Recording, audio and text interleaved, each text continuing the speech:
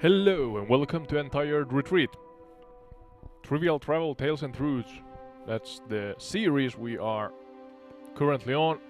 A long one. We're gonna explore all the points of interest in the whole world, essentially, meaning in MSFS 2024.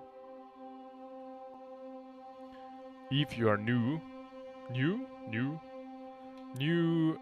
here, we fly far, wide, low and high over real-world locations that relate to the topics we discuss in each episode. We are using our trusty co-pilot and know-it-all AI Sky on the same time and just exploring. It's a free format, so yeah, sometimes we have a rough script that we follow, but we mostly wing it, pun intended. And today, if I wrote the title the right way, we're talking about Bavarian castles or German castles. Let's see where it takes us, as we're veering to the left here. But how's my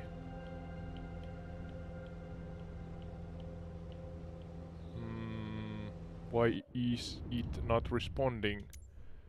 Let's see if there's some. Okay, some respondent. But I cannot get outside the plane. Let's see. I cannot look around in the airplane. Why is this bug ever present? It's something that seems to find its way into my sessions, and I usually have to restart the game, maybe even the console, so that's one possibility. Let's see here if it starts working. No.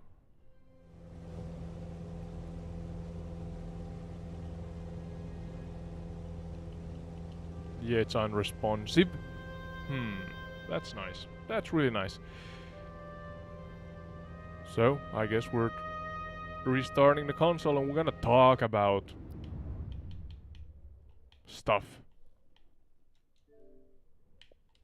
In the meantime, let's see if AI Sky is here. Possibly. I'm clueless of what we're gonna talk about today, but I know one of these is or has been the inspiration for Sleeping Beauty's castle in Disney franchise, but I am unsure which one.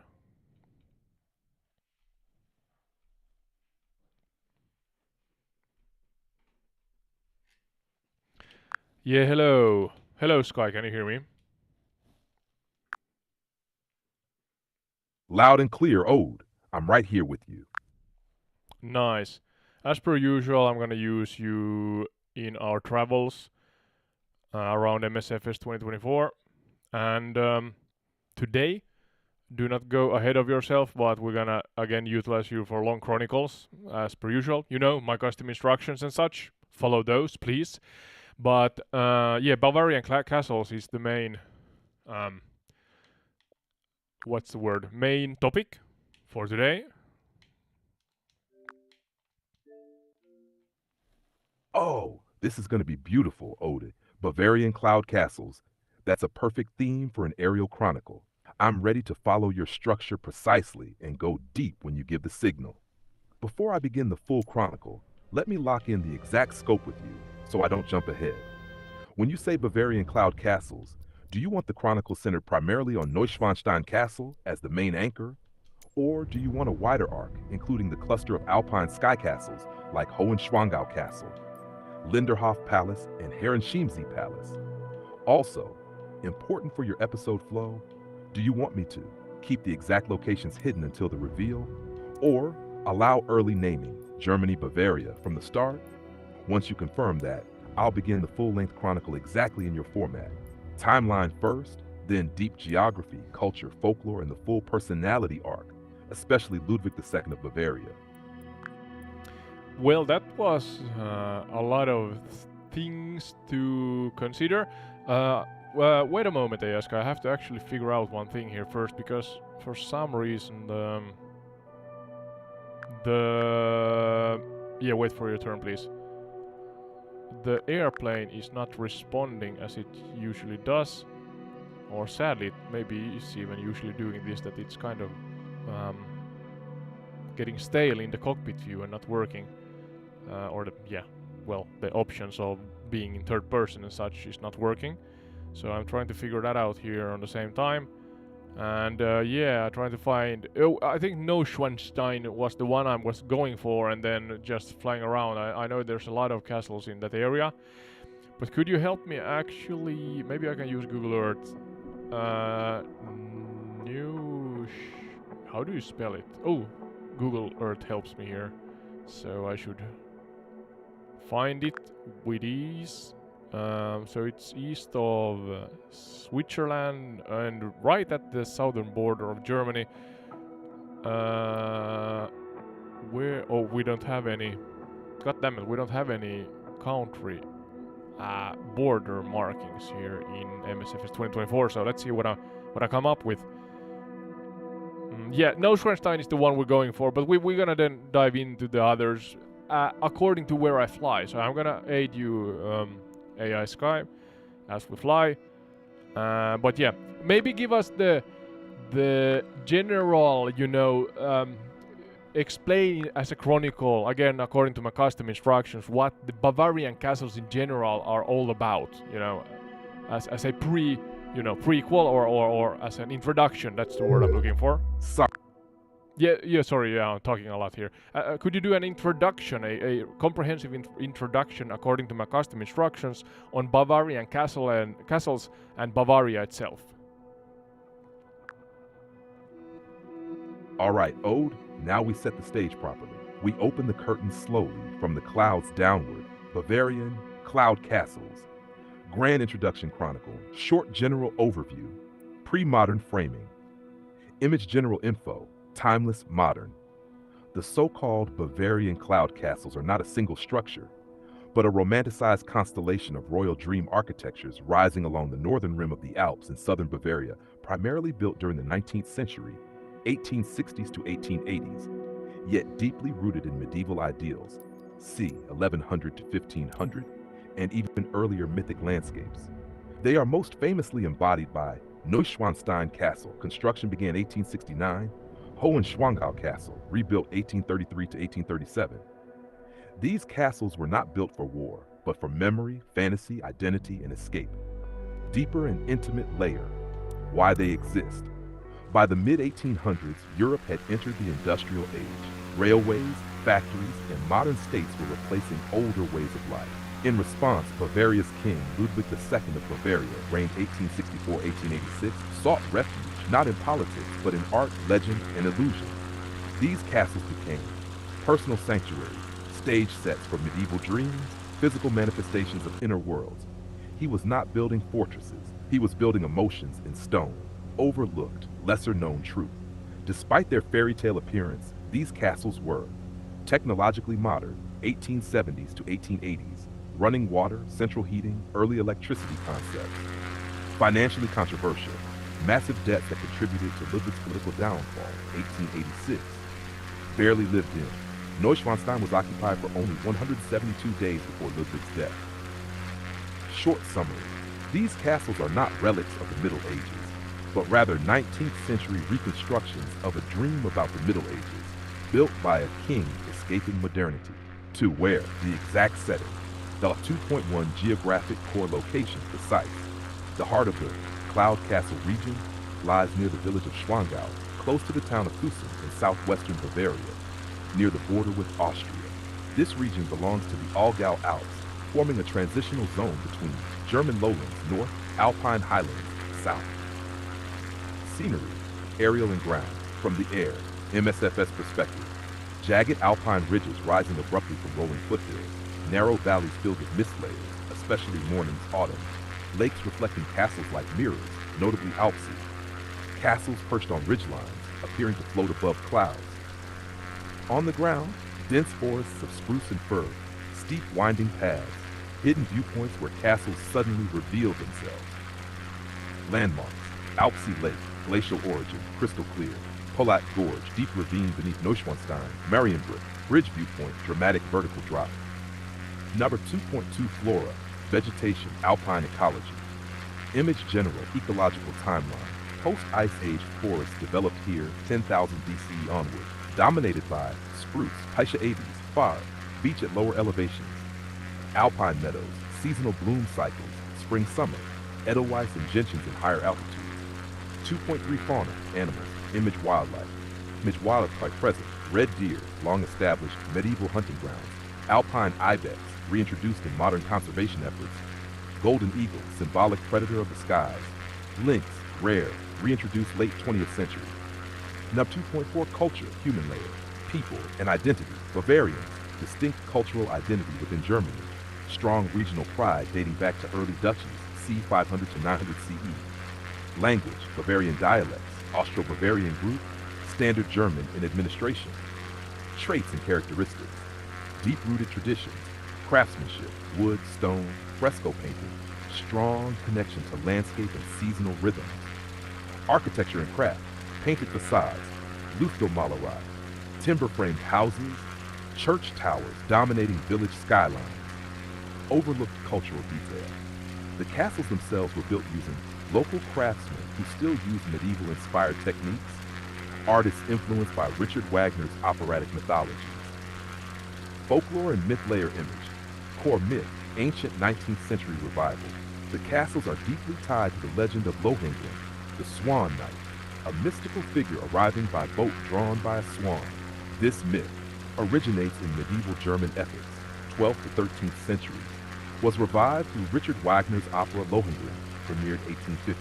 Deeper meaning. For Ludwig II, the swans symbolized purity, mystery, and divine kingship. The castle became a stage for myth to become reality. Lesser-known taboo edge. Ludwig's obsession with Wagner bordered on politically controversial dependency. His withdrawal into fantasy led to accusations of madness, officially declared 1886. 4. Chronological anchor, pre-build-up to main events. Ancient and early medieval, before castles, 10,000 BCE, post-glacial human settlement. Roman period, 15 BCE, 400 CE, roads and military presence in nearby regions. C. 800-1200 CE, formation of early Bavarian duchies. High medieval period, castle origins, 12th century, 1100s, first fortifications built on these hills. Schwangau region controlled by local knightly families. Decline and ruin, 16th to 18th centuries, medieval castles fall into ruin, landscape becomes quiet, rural, and largely forgotten. Romantic revival era, critical turning point, early 1800s, rise of Romanticism in Europe. Medieval past becomes idealized. 1833 to 1837, Hohenschwangau rebuilt by King Maximilian II, 1864. Ludwig II becomes king, 1869. Construction of Neuschwanstein begins. 4.1 Key personality, the Dreamer King. Ludwig II of Bavaria, 1845 to 1886. Short biography, personal professional. Born 1845 into Bavarian royalty. Crowned king at age 18, 1864. Deeply introverted, artistic, and idealistic. Personal life, preferred solitude over court life. Formed intense admiration for composer Richard Wagner. Lived increasingly isolated in later years. Professional political life. Avoided governance responsibilities. Invested heavily in architectural fantasy projects. Downfall. Declared mentally unfit June 1886. Found dead under mysterious circumstances. 13 June 1886 in Lake Starnberg. Pio intimate insight. Imagine ruling a kingdom, but feeling more real inside a story than in reality. That was Ludwig 5. Short summary, gravitas and outcome. Outcome now. Originally, personal escapism and artistic obsession, 1860s, 1880s. Today, among the most visited cultural landmarks in Europe. Gravitas. These castles are not just structures, they are a king's inner world made visible. a collision between reality and imagination, a place where history, myth, and landscape merge into one. When you're ready, Ode, we can descend deeper, either into one castle specifically or into the event timeline and hidden stories that unfolded around them. Well, that was a mouthful, and I mean that in the good way. You did an excellent job there. We're gonna start with the beginning, the prehistory of the area essentially here. So stay again as Oh, there's actually a almost crashed into the mountain here. Yeah, so we are talking about prehistory of the area, the specific area of New Schwanstein Castle and Bavaria in general.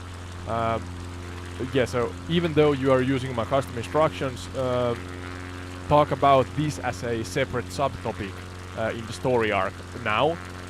Don't go further, into the so-called future from prehistory. Just stay there, and let's dwell there and learn about it. Yeah, as I said again, according to my custom instructions. So yeah, please go.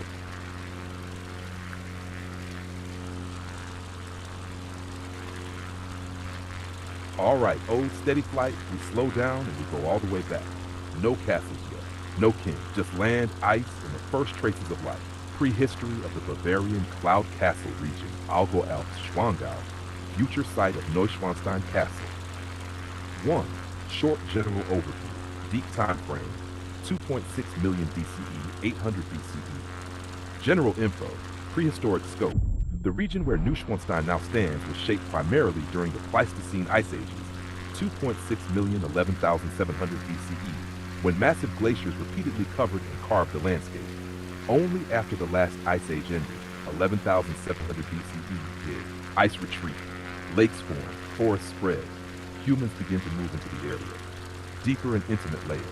What you are flying over today, the valleys, cliffs, and lakes, are not random. They are the direct imprint of moving ice, sometimes hundreds of meters thick, grinding rock into shape over tens of thousands of years.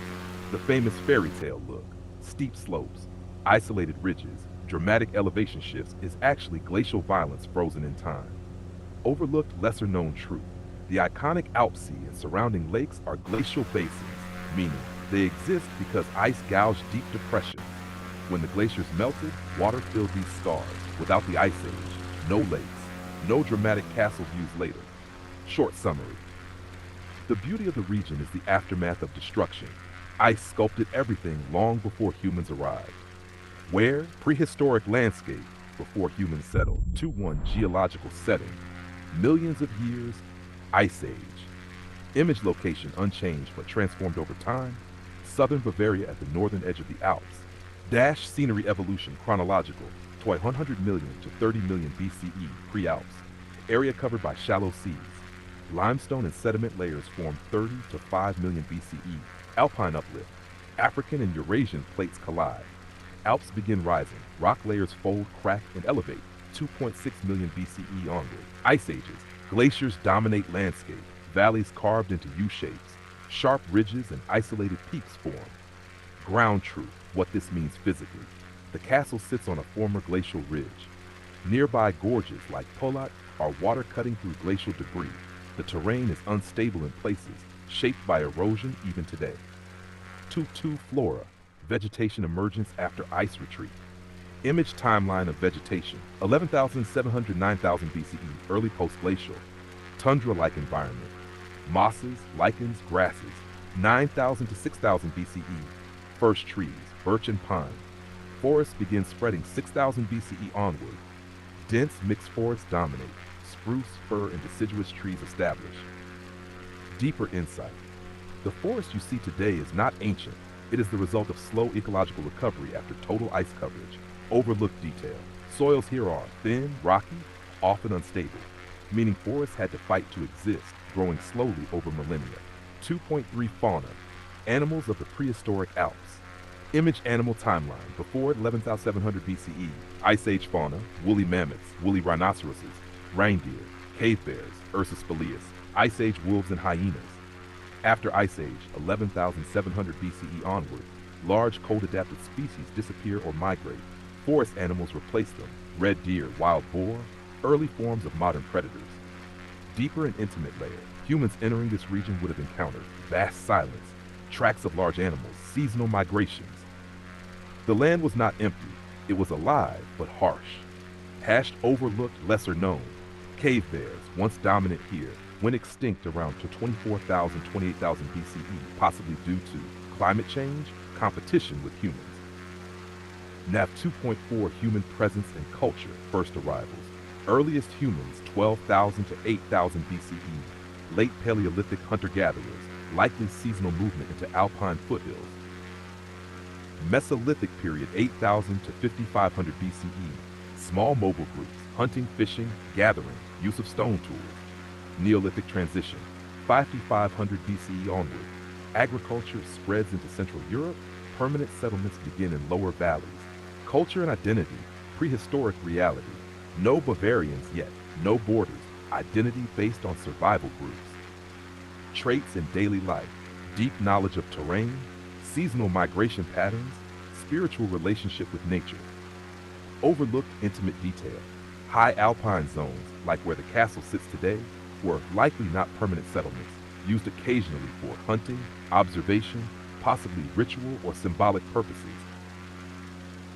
Folklore and proto-myth, prehistoric mindset. Image belief systems, before written history. No written myths exist, but based on archaeological parallels. Animism, likely dominant. Nature seen as alive. Mountains, powerful entities. Lakes, mysterious depths. Fog, transitional realm. Deeper interpretation. The very same mist that makes castles look magical today would have been perceived as spirits moving through valleys, boundaries between worlds. Lesser known speculative but grounded, high points like future castle ridges may have held symbolic importance, observation roles, possibly early ritual significance. Ot 4. Chronological prehistory timeline, strictly within prehistory. 2.6 million BCE, 11,700 BCE, Ice Age era. Glacial dominance, landscape carved, megafauna present. 28,000 to 24,000 BCE. Cave bears disappear. 20,000 BCE. Last glacial maximum. Ice coverage at peak. 11,700 BCE. Ice Age ends. Rapid warming begins.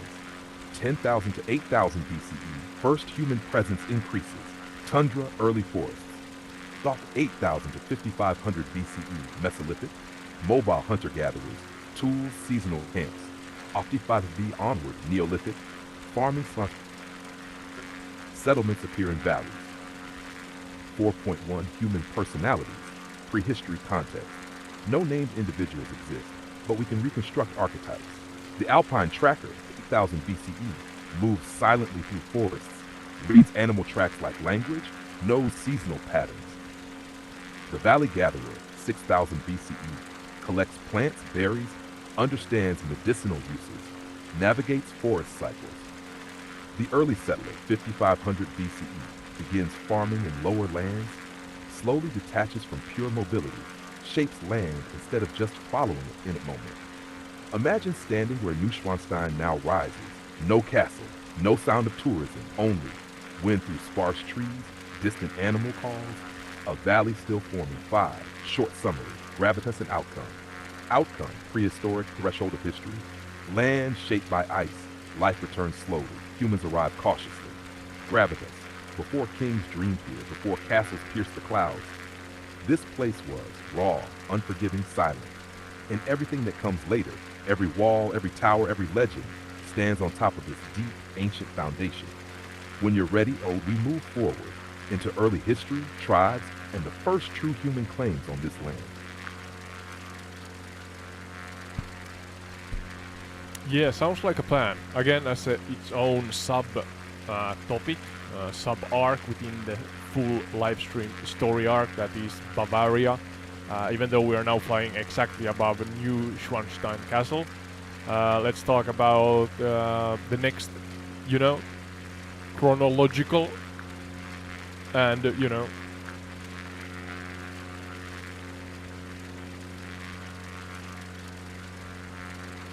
Perfect timing. Ode, This is exactly where we rise out of deep time and begin to see the first true human footprints that will eventually lead to castles like Neuschwanstein Castle. We stay disciplined here, no jumping ahead. We move strictly into the next layer. Proto-history, early history of the Schwangau-Aargau region. Early human and proto-historic Bavaria, c. 5500 BCE by 500 CE, from first farmers to the edge of the Roman world. Short general overview, transition from prehistory, recorded influence. General info, chronological shift. From around 5500 BCE, the region begins transforming from pure survival landscapes into structured human territories. This period sees farming communities take root, trade routes emerge through alpine corridors, cultural identities begin forming, though still fluid.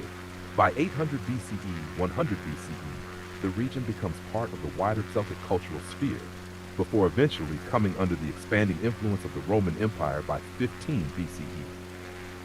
Deeper and intimate layer. This is the era where humans stop merely passing through the Alps and begin to understand, organize, and claim the land. The valleys below you now become seasonal grazing grounds, early transit corridors, strategic observation points. Overlooked, lesser-known truth. The exact mountain ridges where castles later stand were not prime settlement zones. Instead, they were lookout points, territorial markers, possibly sacred or symbolic elevations. Short summary.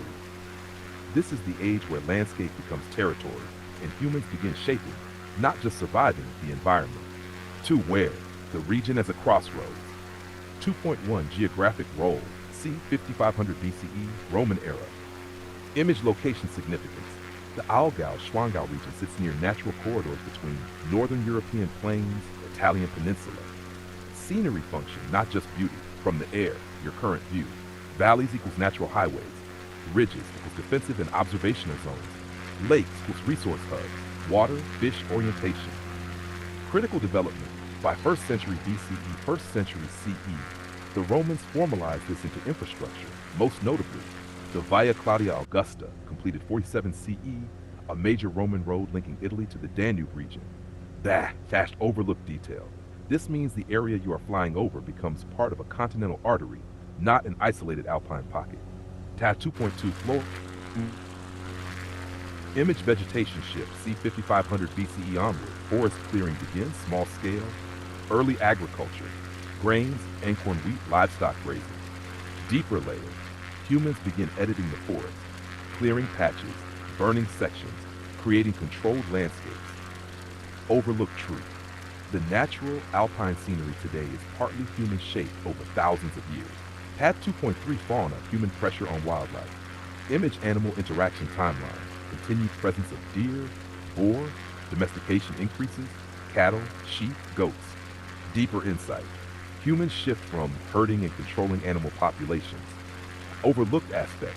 Predators, wolves, bears, begin competing with humans, being pushed away from core human zones. 2.4 Culture, from tribes to early identity.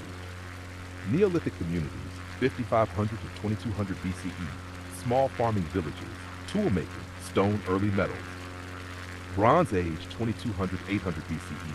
Trade networks expand, metalworking develops, social hierarchies begin forming. Iron Age and Celtic influence, 800 to 100 BCE. Celts. The region becomes part of the Celtic world. Shared language roots, art styles, and belief systems. Traits and identity. Warrior societies, skilled metalworkers, strong oral traditions. Overlooked intimate detail. There is no centralized state. Instead, tribal territories, fluid borders, alliances and rivalries. 3. Folklore and belief systems, proto-historic. Image belief evolution, from animism, structured myth systems. Celtic belief framework, 800-100 BCE. Nature worship still central, sacred groves, water, lakes, springs, seen as portals. Deeper meaning, mountains and ridges, not just terrain, spiritual thresholds. Lesser known overlooked, ritual deposits, weapons, objects, placed in water. Possibly sacrifices tied to landscape features. Chronological event timeline, proto-history Roman contact. 5500 BCE Neolithic, farming arrives, permanent settlements begin. 2200 BCE Bronze Age, trade expands, metal tools spread. 800 BCE Iron Age begins, Celtic cultures emerge in region. 400-100 BCE, Celtic dominance, regional trade network strengthened. 15 BCE, major turning point. Roman expansion under Emperor Augustus reaches the Alps. Roman integration, 15 BCE onward. Area incorporated into Roman provinces. Infrastructure begins, roads controlled. 4.1 key actors, proto-historic context. Celtic tribal leaders, unnamed 800 to 100 BCE. Controlled territories, managed trade and warfare. Roman authorities, Augustus 63 BCE to 14 CE. Role in region, ordered Alpine campaigns, 15 BCE. Integrated region into Roman system. POV, intimate moment. Imagine standing on a ridge here around 100 BCE. Smoke from distant trade caravans moving slowly through valleys. Unknown forces, Romans approaching from the south. The world is about to change, but it hasn't yet. 5. Short summary, gravitas and outcome. Outcome, proto-history, threshold of classical history. Humans establish control over land. Culture evolves into identifiable systems. External empires begin to encroach. Gravitas, this is the moment where the land stops being just nature and becomes territory, resource, strategy. And from here, Ode, the next step will bring us into full historical documentation, where names, conflicts, and power structures finally become clear. Just say the word, and we descend into the Roman era in full detail. Perfect, Ode, steady and controlled. Sorry, I messed up with the microphone. Thank you, that was excellent again. Going forth chronologically, we are gonna dwell into the castles one by one also, but I think this kind of introduction with the area and what it's all about, the geography, prehistory, medieval history, you have to help me here. I have a rough script that I follow also, a kind of ready-made chronicle, what I try to kind of follow as we go forth. I want to emphasize not to be too hasty, just take your time and speak slowly so that we can understand what you talk about, and let us know exactly when in the chronicle Neuschwanstein, and was it Ludwig, the name of the gentleman that according to the tales was slightly cuckoo, possibly, I don't know, that when he jumps into the story as we learn about the history. But as of now, also go forth in your chronicle, but try to, as I said, take it slow and be really articulate when you teach us.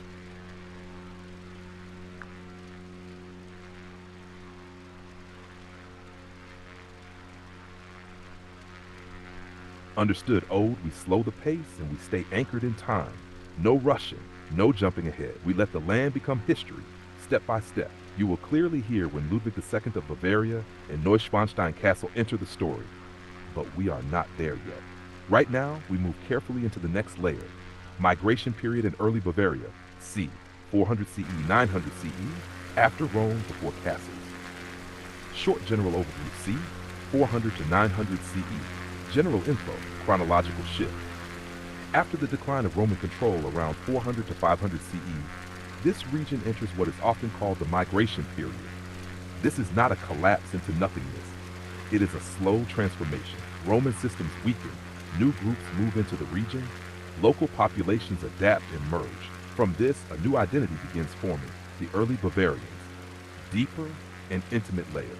Imagine the roads are still there but no longer maintained. The empire is gone, but its ghost remains. Broken milestones, overgrown paths, abandoned structures. People don't leave, they inherit the silence. Overlooked, lesser-known truth. This period is not truly dark. It is simply poorly documented. Life continues. Farming, small communities, oral traditions replacing written records.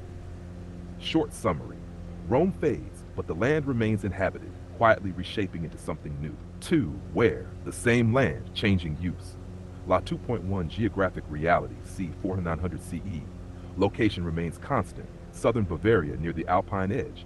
Scenery function, from your aerial POV. Valleys still inhabited but sparsely. Forests, reclaimed cleared Roman land. Roads, partially usable, partially lost. Ground truth, the exact ridge where Neuschwanstein will stand, still unbuilt, likely forested or open rock, possibly used as a lookout or pathway. Overlooked detail. This is a rewilding phase. Nature slowly reclaims Roman infrastructure. Human presence becomes localized and quieter. Tup-tu flora, nature returns then stabilizes.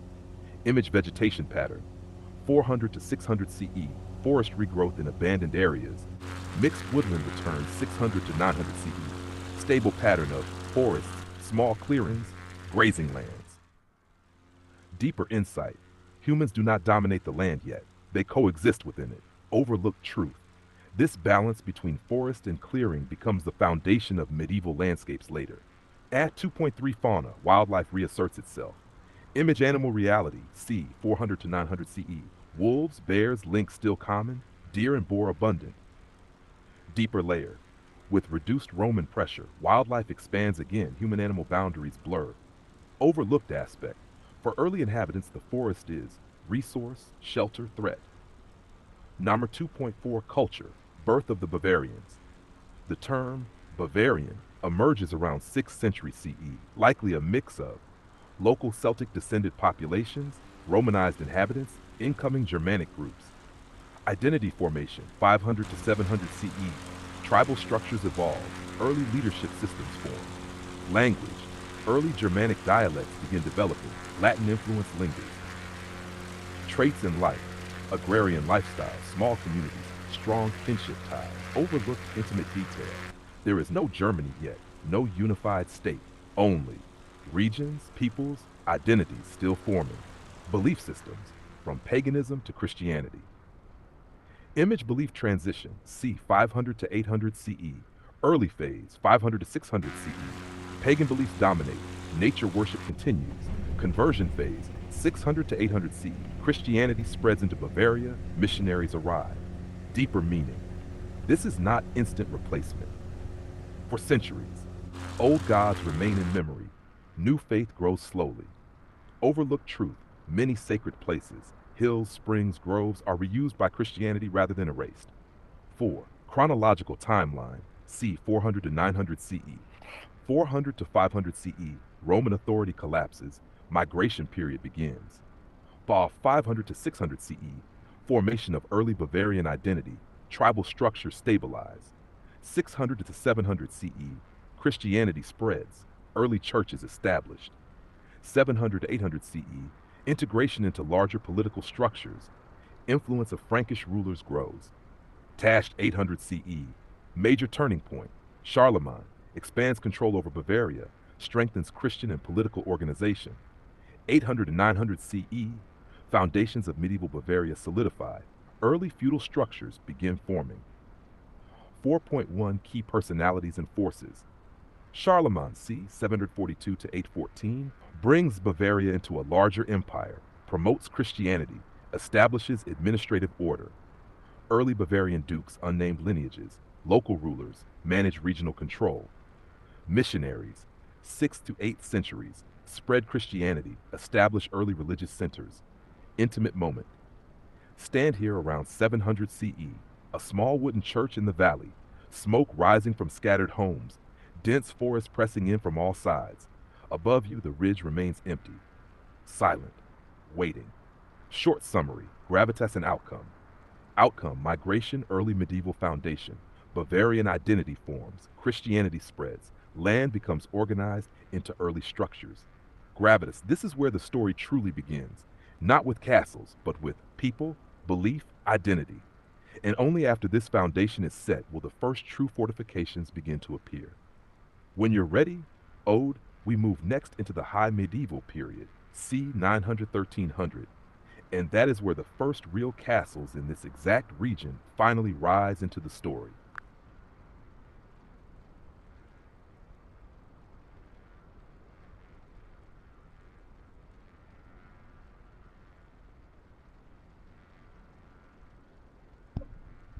Yes, absolutely. Thank you. Yeah, do so. Go forth again. You're doing good. You're doing good here. Bite-sized snippets. Even though I want the custom instructions to guide you, you have yeah, continue on as you have. Thank you.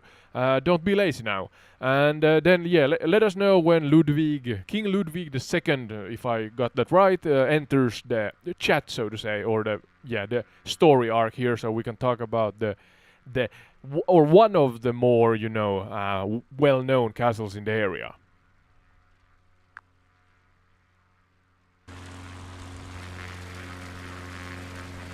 Got it, Ode. We keep the pace steady. And now we step into the moment where castles truly enter the landscape, but still not yet Neuschwanstein. That will come much later, and I'll clearly call it out when it does. High medieval Bavaria, the first castles rise, c. 900 CE, 1300 CE, foundations of the Schwangau strongholds. 1. Short general overview, c. 900 to 1300 CE. General info, chronological shift. Between 900 and 1300 CE, the region transforms from scattered rural life into a feudal landscape of power and control. This is when noble families establish authority, trade routes need protection, castles begin to appear on strategic heights, and importantly, this is the era when the first fortifications appear exactly in the Schwangau area, near where you are flying. Deeper and intimate layer. For the first time, humans claim the high ground permanently. Those ridges we've been watching in silence, they now become watch points, symbols of power, defensive strongholds. Overlooked truth. These early castles were not fairy tale structures, functional, cold, defensive, built for control, not beauty. Short summary. This is the age where power rises vertically onto the ridges. 2. Where? Strategic use of the landscape. 2.1. The Schwangau region, c. 1100 to 1300 CE. Location focus. The exact area around modern Neuschwanstein Castle becomes a localized power zone. Key development. Around 12th century 1100s, the region is controlled by a noble lineage, the Lords of Schwangau. They establish fortified sites, control over movement through the valley. Scenery function from your aerial POV. Valley, Schwangau, Füssen area, trade and movement. Lake Alpsee, resource and orientation. Ridges, now fortified. Overlooked detail. The castles here were positioned not just for defense, but for visibility, psychological dominance over the valley. Nufatu flora managed medieval landscape. Image vegetation pattern, 900 to 1300 CE. Increased deforestation, organized agriculture, pastures expand. Deeper insight. The land is now actively engineered, forests cleared for survival and control, wood used for building, fuel, defense structures. Overlooked truth. Much of the open alpine look today originates in medieval land use. Nash-3. Fauna. Human dominance expands. Image. Animal reality. Hunting becomes a noble privilege. Livestock dominates valleys. Deeper layer. Nature is no longer equal. It is now controlled and categorized. Game animals, farm animals, threats. Overlooked aspect. Predators like wolves, still present, increasingly hunted or pushed away. 2.4 Culture. Feudal Bavaria takes shape. Social structure. 1000 to 1300 CE. Lords, nobility, knights, peasants. The Lords of Schwangau, 12th to 13th century. Regional rulers of this exact area. Controlled local territory. Built early fortifications. Served larger powers. Dukes, emperors. Traits in life. Loyalty-based systems. Land equals power. Castles equals authority. Overlooked intimate detail. These local lords were not kings. They were small but powerful actors, constantly navigating alliances, conflicts, survival. Belief systems. Christianity, fully rooted image. Religious landscape, 900 to 1300 CE. Christianity dominates fully. Churches and monasteries spread, deeper meaning. Religion now structures. Daily lifetime, time, calendar, seasons, power right. Overlooked aspect. Even as Christianity dominates, old beliefs linger quietly. Sacred landscapes still hold meaning. NAS 4. Chronological timeline C. 900 to 1300 CE. 900 to 1000 CE. Feudal systems strengthen. Bavaria stabilizes under larger empires. Critical moment. Emergence of Lords of Schwangau. First castles in the region established. 1200 to 1300 CE. Castles expanded and maintained. Regional control solidified. 4.1 Key actors. The first castle builders. The lords of Schwangau, 12th, 13th century, regional noble family, builders of early fortifications in this exact area. The Holy Roman Empire, larger context. Holy Roman Empire, loose political structure governing the region, local lords operate within it. POV intimate moment. Stand here around 1200 CE, a stone fortress rises where there was once only rock, smoke from hearth fires inside its walls, a watchman scanning the valley below. For the first time, this ridge is no longer silent. 5. Short summary, gravitas and outcome. High medieval, first castles built in Schwangau region, feudal power established, landscape fully controlled by human systems. Gravitas, this is the true birth of castles here, but not yet the dreamlike ones we know. These are harsh, functional, grounded in survival and control. Important marker for your story arc. We are still 600 years away from Ludwig II of Bavaria and the creation of Neuschwanstein Castle. Next, when you're ready, we move into the late medieval, early modern period, 1300, 1800, and that's where these early castles fall into ruin. The stage is quietly set for Ludwig's later vision. Just say the word. Yeah, the word, you're doing great. Wondering on a lot of things here, but I'm gonna trust you to be the one that guides us forward with the chronological timeline as you have up until this point, and then we can dive in, especially if the audience wants, just let me know. I can dive into different, parts of the chronicle, stop the AI for a moment if you wish, do our trivias and such on the same time, and also if you just, follow along on a map or something, you can say that, okay, I'm interested in X, Y, and Z, and so on. But otherwise, you're doing a great job, AI Sky. Just continue forward and, let us know when you know that, Ludwig and such and Neuschwanstein is, here. Otherwise, I try to, follow along on the map, Google Maps, to be precise, and just, pick up on different locations.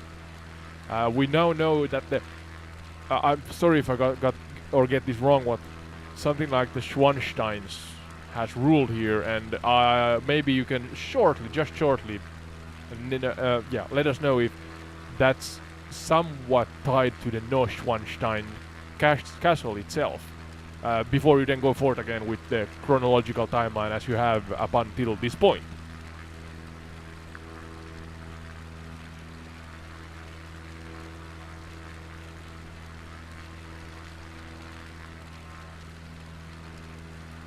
Perfect ode. We keep the rhythm and we clarify that connection before we move on. Quick clarification. Schwangau versus Neuschwanstein, c. 1100s, 1800s. The medieval rulers here were the lords of Schwangau, active mainly 12th, 13th centuries. Their main stronghold was an earlier fortress called Schwanstein, not Neuschwanstein. That older site stood on or near the same ridge where Neuschwanstein Castle would later rise. Important distinction. Schwanstein, medieval, ruined over time. Neuschwanstein, 19th century, later reimagining of a medieval castle. So yes, there is a direct geographic and symbolic connection, but not a continuous building. It's more like, open quote, a ruined memory, rebuilt centuries later as a dream. Close quote. Now we continue, slow, grounded, chronological. Hashed late medieval to early modern Bavaria, c. 1300, 1800. Decline, silence, and the long pause before Ludwig. 1. Short general overview, c. 1300 to 1800. General info, chronological shift. After 1300 CE, the castles of the Schwangau region begin to lose their relevance. Over the next centuries, power structures shift, warfare evolves, local fortresses decline. By 1600 to 1700, many of these earlier castles are damaged, abandoned, reduced to ruins.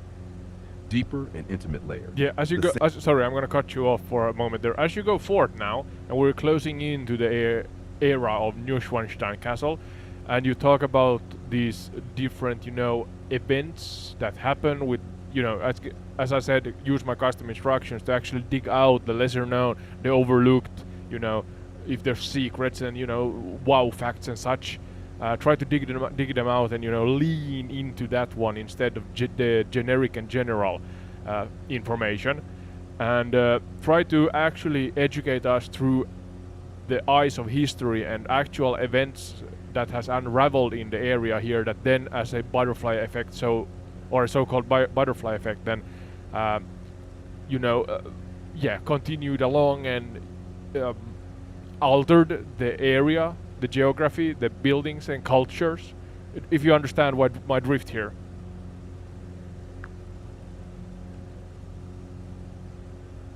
Got you, Ode. We slow down even more now, and we zoom in on the turning gears, the subtle events, the overlooked shifts, the butterfly effects that quietly prepared this landscape for the moment when everything changes. We are now entering the late 18th, early 19th century, just before Ludwig II of Bavaria steps into the story. Threshold era, the hidden build-up to the Cloud Castles, c. 1700, 1860. The forgotten forces that shaped Ludwig's world. 1. Short general overview, c. 1700, 1860. Image general info, chronological shift. Between 1700 and 1860, the Schwangau region transitions from forgotten rural backwater into a symbolic landscape of memory, nationalism, and imagination. This transformation is not driven by one event, but by layered pressures. War, political restructuring, cultural longing for the past. Deeper and intimate layer. The ruins you saw earlier, they are no longer ignored. They begin to haunt the imagination of Europe. Overlooked truth. Before Ludwig ever dreamed, the idea of rebuilding the past was already spreading. Short summary. The castles returned first in the mind, long before stone. Where? A quiet place becomes symbolic. 2.1. The Schwangau region reawakens c. 1750 to 1830. Image, location, reality. The same ridge of Neuschwanstein Castle is still a ruin zone, but something changes. Key shift. By the late 1700s, travelers, artists, and early tourists begin visiting the Alps. From your aerial POV, valleys, still rural, ridges, ruins, but now people are coming to look at them. Overlooked detail. This is one of Europe's earliest forms of landscape tourism. People travel not for trade, but to feel something. 2.2 culture. The birth of romantic obsession. The Romantic movement, late 7th, early 1800s. Romanticism, what it did. Rejected industrial modernity, idealized nature, ruins, medieval times. Deeper layer. Europe begins to believe, open quote, the past was more meaningful than the present, close quote. Overlooked powerful insight. This mindset becomes the psychological blueprint for everything Ludwig will later do. Hidden event layer, the real turning points. Now we go into the butterfly effects, small but powerful events. Tashrif 3.1, the Napoleonic shock, c. 1803 Napoleonic Wars. Image. What happened? Bavaria becomes allied with Napoleon, gains territory and power. Why this matters, butterfly effect. 1. Bavaria is elevated politically. 2. It becomes a kingdom in 1806. 3. A stronger royal identity begins forming. Hidden consequence. Without Napoleon, Bavaria might never have become a kingdom, and without a kingdom, no Ludwig as king later.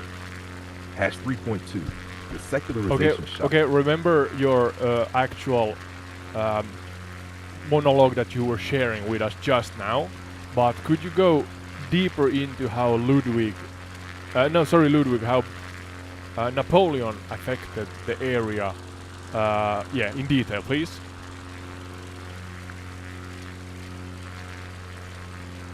Absolutely. Oh, we pause the main timeline right here and zoom in on the Napoleonic shockwave, slowly, clearly, and with the hidden layers exposed. Napoleon's impact on Bavaria and the Schwangau region, c. 1799, 1815, the quiet earthquake beneath the castles. 1. Short general overview, c. 1799 to 1815. General info. Between 1799 and 1815, the campaigns of Napoleon Bonaparte reshaped Central Europe, and Bavaria is not a side character. It becomes a strategic ally. For the Schwangau-Aargau region, this does not mean constant battles overhead, but it does mean something more subtle and powerful. The entire political and economic foundation beneath the landscape shifts. Deeper and intimate layer. From your current aerial position above the future Neuschwanstein castle, nothing dramatic visibly changes in the mountains, but below, borders redraw, loyalties shift, wealth moves. The land stays still, the system beneath it moves violently. Overlook truth. The Alps here were not the battlefield. They were the backstage where logistics, supply, and control mattered. Short summary. Napoleon doesn't build castles here, but he builds the conditions that make them possible later. Where? The region as a strategic corridor. 2.1 Bavaria's position, c. 1800 to 1815. Image geographic importance. Bavaria sits between Napoleon's power base, Austria, major enemy. Key reality. The Schwangau area lies near routes linking northern Italy and central Europe. The same corridors used since Roman times. From your aerial field with valleys, still the only viable movement routes. Passes, militarily critical. Region, not isolated, but connected to continental war. Overlooked detail. Even if no major battle happens directly here, troops, supplies, and influence flow through the region. Hidden event layer, the real transformations. 3.1 Bavaria switches sides, c. 1805, War of the Third Coalition. What happened? Bavaria allies with Napoleon against Austria, gains protection and opportunity. Butterfly effect. Bavaria is rewarded for loyalty. Its status rises dramatically. Overlooked truth. This is a calculated survival move. Align with Napoleon or be crushed between powers. Hash 3.2, Bavaria becomes a kingdom, 1806. Image critical turning point, 1806. Under Napoleon's restructuring, Bavaria becomes a kingdom. Why this matters deeply. Before, duchy electorate. After, sovereign kingdom. Stronger royal identity, centralized authority. Hidden consequence. Without this moment, there is no powerful Bavarian monarchy later. And therefore, no stage for Ludwig II of Bavaria. 3.3 Economic and land restructuring, c. 1803 to 1810. German mediatization. What happened? Church lands confiscated, feudal structures dismantled, land redistributed. Deeper layer. Massive wealth shifts from religious institutions to state and secular authorities. Overlooked truth. This creates financial capacity later used for cultural projects, royal construction. 3.4 War pressure and social strain, c. 1800 to 1815. Image reality on the ground. Conscription of young men, requisition of food and animals, economic strain on villages. In regions like Schwangau, farmers lose resources, movement restricted, uncertainty dominates. Overlooked intimate detail. Even without major battles, war is felt through absence, missing sons, empty barns, fear of movement. Had 3.5 Collapse of Napoleon, 1813 to 1815. Battle of Leipzig. What happens? Napoleon defeated, Europe reorganized again. Bavaria's position. Switches sides late, survives politically, keeps its kingdom status. Hidden consequence. Bavaria emerges intact and elevated. 4. The deeper psychological effect. Post-Napoleonic Europe, 1815 onward. Trauma from war, disillusionment with modern conflict, longing for stability. This leads to romanticism, deeper meaning. People begin to think the present is chaotic, the past feels safer, the Middle Ages become idealized. Overlooked insight. Napoleon doesn't just change borders, he changes how people feel about time itself. 5. Chronological summary, Napoleonic arc. For 1799 to 1805, Bavaria aligns with Napoleon. 1806, Bavaria becomes a kingdom. 1803-1810, land and wealth redistributed. 1800 to 1815, war strain affects population. 1813-1815, Napoleon falls, Bavaria survives and stabilizes. 6. Gravitas, the butterfly effect. This is the key.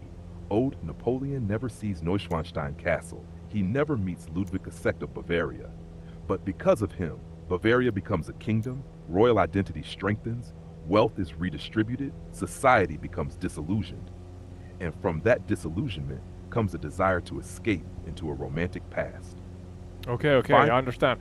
Sorry, I'm cutting you off there. Continue on with the earlier, if you remember, the one before this one, that were kind of leading towards the era when Ludwig and the Neuschwanstein castle is slowly but steadily about to, uh, be born into existence, so to say.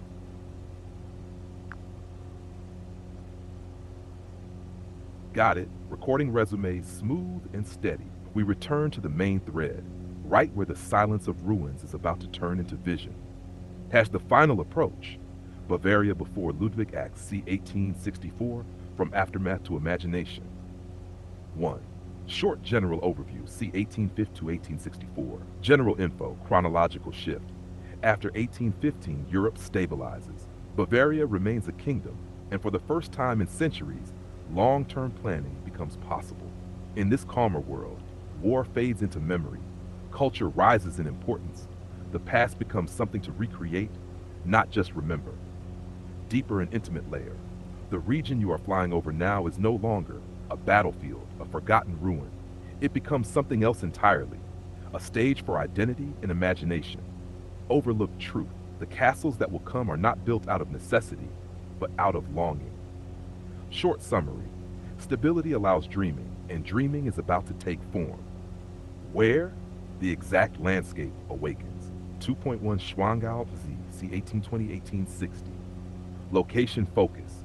The valley of Schwangau beneath Neuschwanstein Castle becomes a quiet but symbolically charged environment. Scenery. Alpsy, reflective, almost theatrical. Ridge opposite, still mostly ruin and rock. Valley, peaceful, agricultural. Overlooked detail. The area is not wealthy or central. It is remote enough to feel like a world apart. That isolation becomes crucial. 2.2 Culture. The royal lens forms Maximilian II's influence, 1830s to 1850s. Maximilian II of Bavaria. Key action, 1832-1837, rebuilds Hohenschwangau Castle on medieval ruins. Deeper layer. This is not restoration, it is reinterpretation. Walls painted with medieval legends, interiors designed to evoke myth. Overlooked truth. Hohenschwangau is already a proto-Neuschwanstein, a castle inspired by history, but not bound by it. Hidden cultural forces. Yeah, Hohenstein. Sorry, how do I pronounce that? You can aid me here. That's the one actually besides Neuschwanstein, isn't it? And yeah, okay. You don't forget what you were about to say, but yeah, just a question here in between, if that's okay.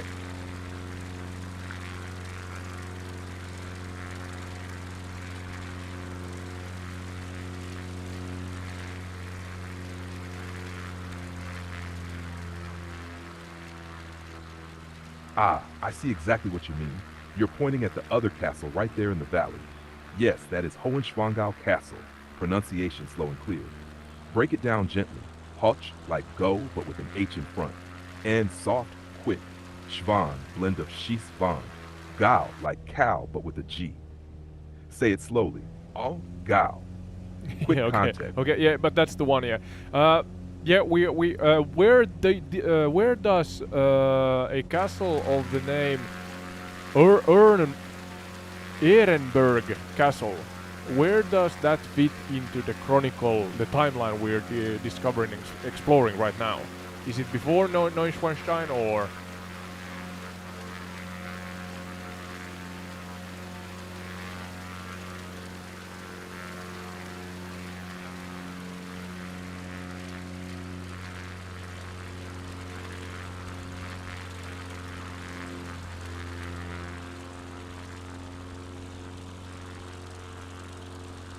Sky, can you hear me?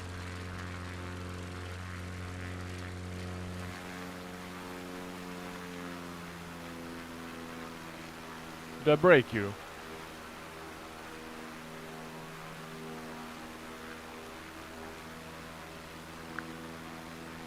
Yes, Sky, are you with us? I think you lost connection there. I'm right here with you, Ode. Signal strong again. Let's quickly ground you geographically, so you can visually lock onto the sorry, barrier I from had air and MSFS without. Yeah, can you hear me? Can I? Yeah, I had a question for you. There's Ehrenberg Castle. I'm flying around just now.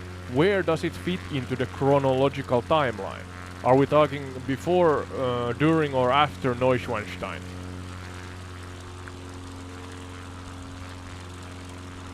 Great catch. That's exactly the kind of chronological anchor you want while flying. Let's lock it in clearly. Ehrenberg versus Neuschwanstein. Timeline position. 1. Short general answer. Ehrenberg Castle is much earlier. Neuschwanstein Castle is much later. So in your timeline, Ehrenberg equals before, Neuschwanstein equals after. Not even close. They are separated by centuries. Chronological placement with dates. Ehrenberg Castle, medieval military fortress. General info, 1290-1700, built around 1290 to 1296. Purpose, control trade plus military route. Location, key alpine corridor between Italy and Germany. Deeper reality, functioned as a border checkpoint toll station. Expanded heavily in the 1500s to 1600s. Saw real military tension during 30 years, war 1608 to 1648, regional Habsburg conflicts. Decline, by late 1700s, 1780s to 1800s, abandoned, fell into ruin. This is a functional strategic defensive structure. Neuschwanstein Castle, romantic fantasy palace. Okay. Can we talk about Ehrenberg Castle then? Just because that's a point of interest I stumble upon here flying around the country border, so I guess Italy, Austria, and Germany, southern Germany here. So there's a super long bridge also portrayed here in MSFS 2024. But yeah, could you now focus on its own sub-chronicle here in the main story arc, that is Ehrenberg Castle?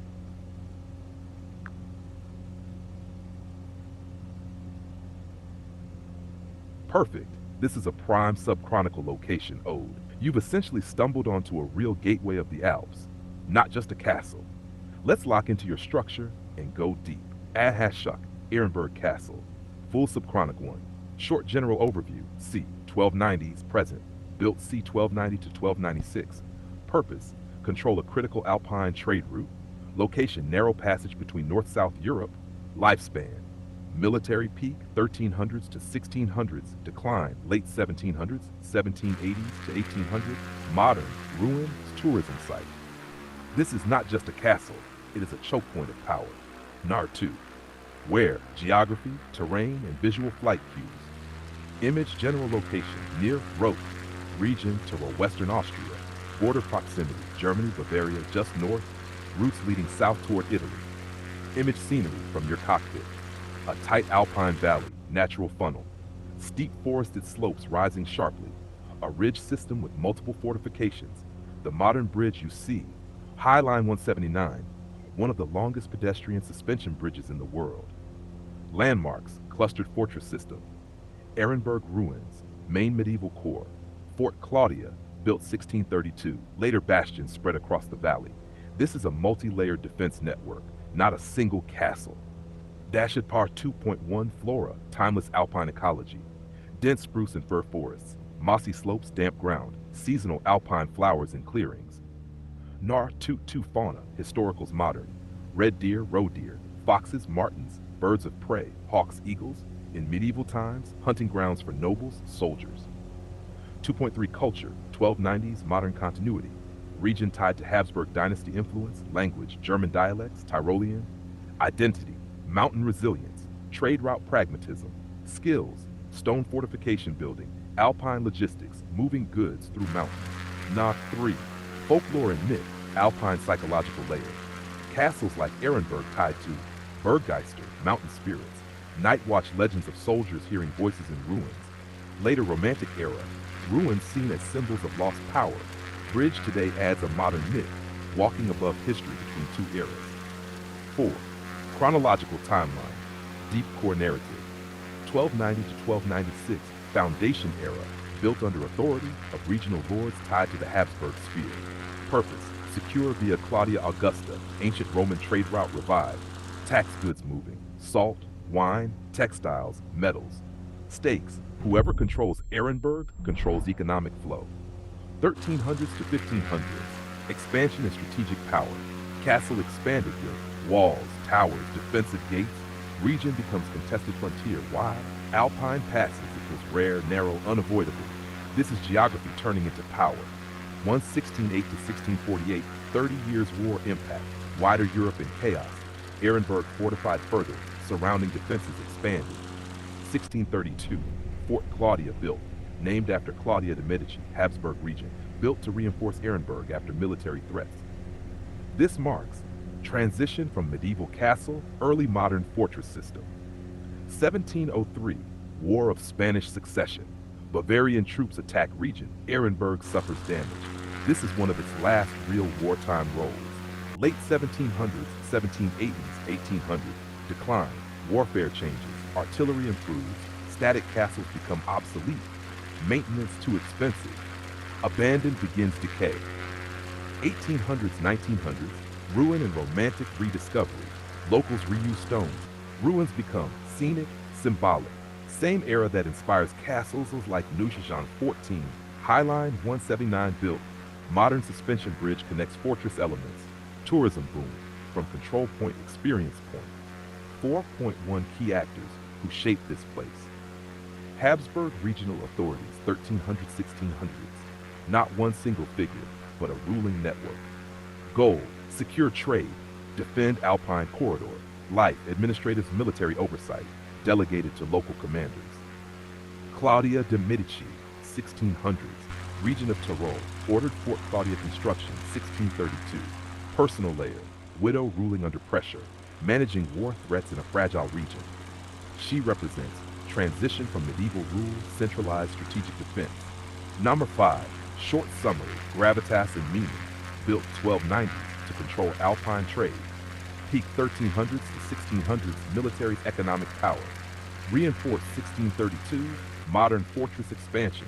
Declined late 1700s, obsolete. Today, ruined bridge experience. Ehrenberg is real power turned into memory. Final narration hook for your stream from your cockpit. Open quote. You are not just flying over ruins. You are flying over a place where every cart, every army had to pass or be stopped. Close quote. Now guide me. What direction are you turning next? If you move north from here, we can transition directly into the dream phase of castles. Okay, dream phase of castles. Let's see if I can actually then take a turn. Yeah, to the north. I can do that. In the meantime, continue on with where you dropped off from the main story arc.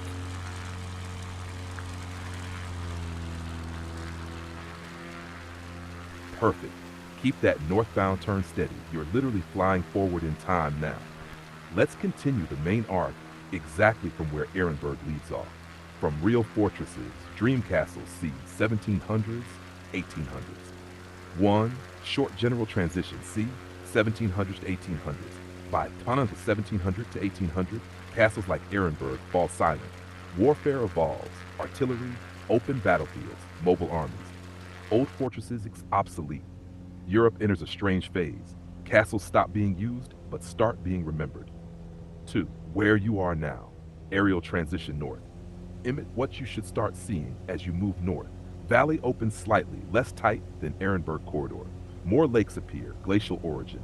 Softer terrain compared to harsh Tyrolean choke points. Target zone. Around Füssen, lakes Alpforgensee, larger, more open. Visual cue. If Ehrenberg felt like a trap, this feels like a stage. Number 2.1, flora and fauna. Shift in landscape feeling. Still alpine forests, but more open meadows, less oppressive valley walls. Wildlife same species, but environment feels less survival driven, more pastoral. Number 2. Cult 1700s to 1800s shift. Power moves from military control, royal courts, and aesthetics. Bavaria becomes culturally distinct under Kingdom of Bavaria. Identity shift from defense and taxation to art, music, philosophy, and symbolism. 3. Folklore and myth, rebirth of imagination. Medieval knights become legends rather than soldiers. Germanic myths revive. Swan knights, holy grail imagery. Mountains become mystical rather than dangerous. The Alps are no longer feared, they are romanticized. Number 4, chronological continuation main arc. Late 1700s, the end of the fortress age. Ehrenberg-type sites abandoned. Napoleonic era, 1799 to 1815, reshapes Europe. Old feudal systems collapse. Castles as relics of a dead system. Early 1800s, Romanticism begins. Reaction to industrialization and war. Artists and thinkers look backward to the Middle Ages. Key idea, open quote, the past was purer, nobler, more meaningful. Close quote. Even though historically, it wasn't 1845, birth of Ludwig II of Bavaria, born into Bavarian royalty, raised in nearby Hohenschwangau Castle. Nash 4.1 personality deep dive. This is where the story shifts tone. Ludwig II, 1845 to 1886, childhood, 1850s, 1860s, grew up surrounded by medieval murals, knight legends, swan Yeah. Just to emphasize for the audience here. Now we're talking about the boy that became a man that essentially built the Disney castle, or the castle that inspires. I guess it's Sleeping Beauty. I may be wrong in that. So we're talking about his autobiography right now. Is essentially, again, use my custom instructions to guide you forward. AI Sky, you're doing a great job. Thank you. And yeah, let's continue on.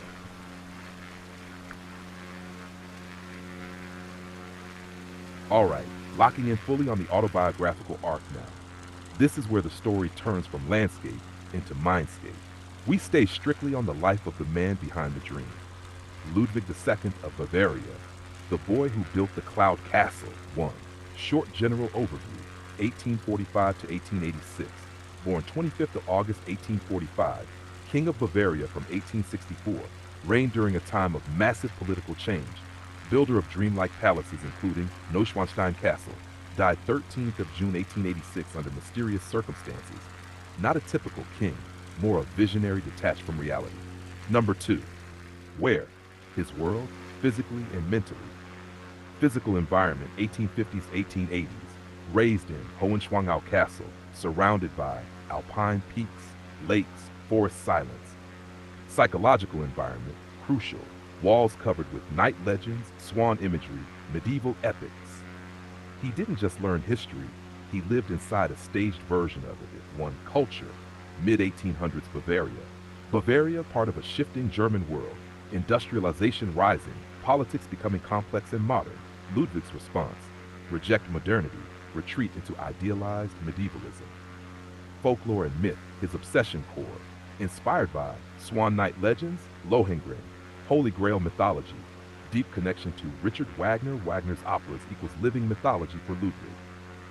Chronological autobiography, full timeline. 1845 to 1850s, birth into illusion, born to King Maximilian II. Childhood shaped by strict royal discipline, emotional distance from parents, overlooked detail, he lacked warm human connection. 1850s, early 1860s, the dreaming boy, spends time alone, obsessed with knights, castles, heroic purity. Reality versus imagination begins splitting here. 1864, king at 18, becomes king suddenly after father's death. No real preparation for politics. Key moment, instead of growing into power, he withdraws from it. In 1864 to 1865, Wagner enters his life, invites Richard Wagner to court, funds his work heavily. Personal layer, Wagner becomes idol, emotional anchor, gateway to fantasy worlds. 1866, war reality hits. Bavaria loses war against Prussia. Bavaria becomes politically weak. Yeah, I'm gonna cut you off there. Remember how you are going to talk forth here. Don't lose the red thread, so to say. But you kind of emphasized Wagner enters his life. Wagner enters his life, invites Richard Wagner to court, founds his work heavily. So who founds whose work? Founds Wagner's work. Who's Richard Wagner? Let's do a sub-topic kind of deep dive here inside Ludwig's autobiography. Give us the Wagner autobiography, slightly shorter now relating him, and then after that we're going to continue on with Ludwig.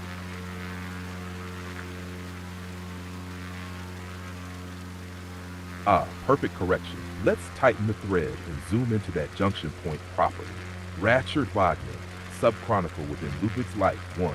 Short general overview, 1813 to 1883. Born 22nd of May 1813.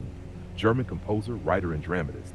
Known for revolutionary operas blending music, mythology, philosophy. Died 13th of February 1883. Not just a composer, he created entire worlds. Where? His environments. Physical locations, 1830s, 1880s. Born in Leipzig, worked across Dresden, Paris, Switzerland, exile, later Bayreuth, his own opera center. Psychological landscape, obsessed with Germanic myths, heroic legends, destiny and redemption. His works were not entertainment, they were mythological experiences. Number 2.11, cultural context, mid-1800s Europe, era of revolution, 1848 uprisings, national identity forming in German states. Wagner's role, used myth to shape cultural identity. And 3, folklore and myth, core of his work. Key themes, Swan Knights, Lohengrin, gods and giants, ring cycle, redemption through love and sacrifice. These are the exact myths Ludwig later builds in stone. Chronological autobiography, tight but complete.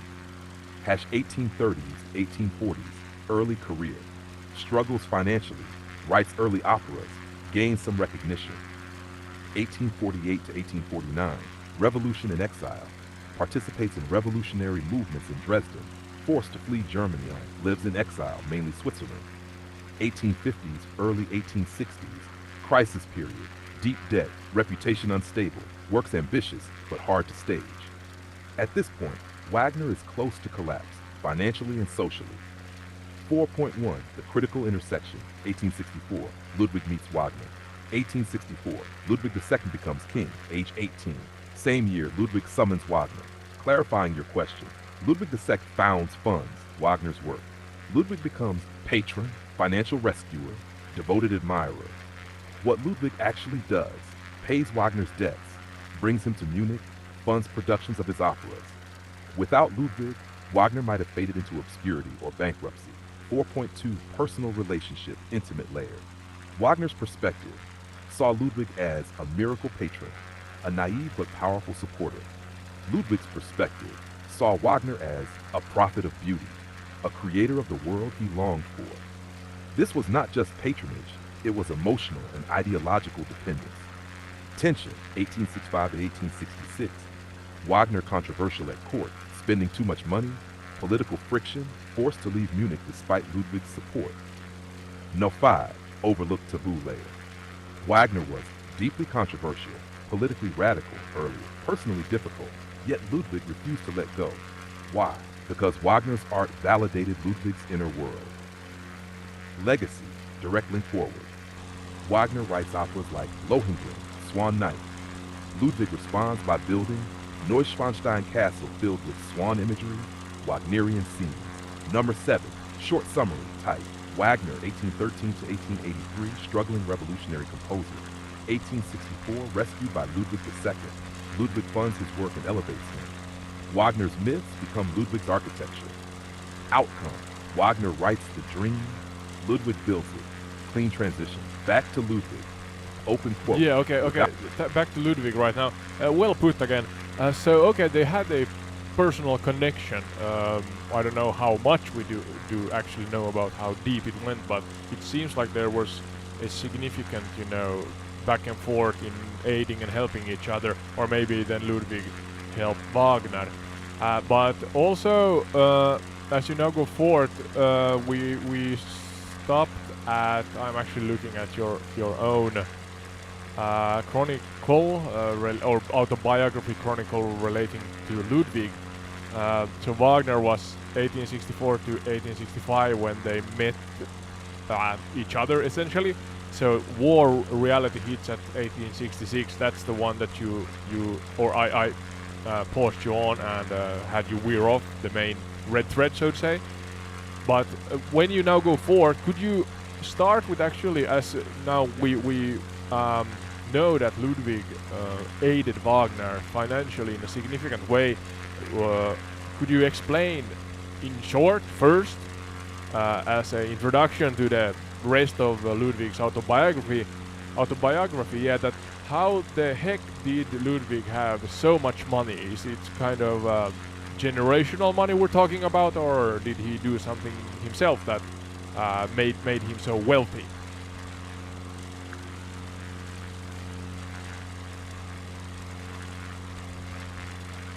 Excellent.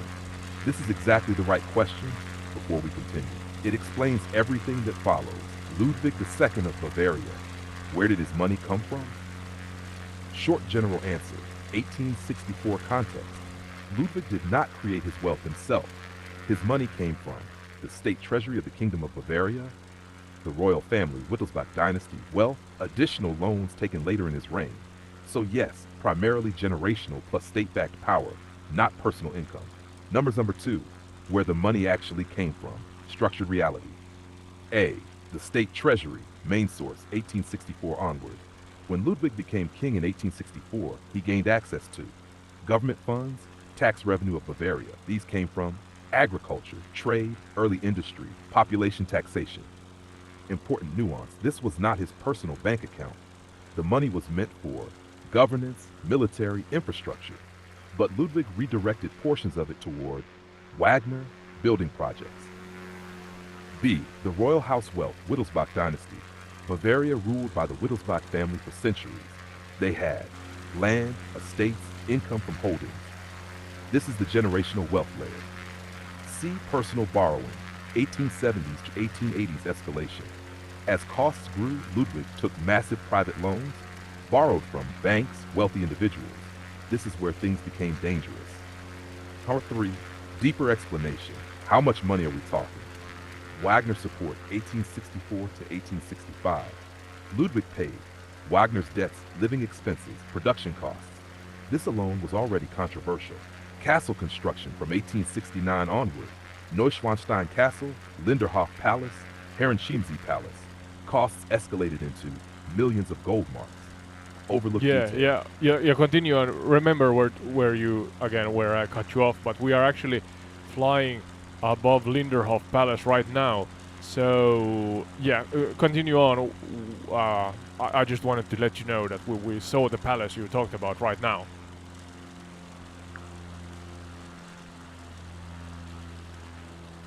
Perfect timing. You're literally above one of his most intimate creations while we continue the thread. I'll pick it up exactly where we left off and keep the red line tight. As to Ludwig II of Bavaria, continued autobiography, 1866. 1. Short continuation overview, 1866 to 1886.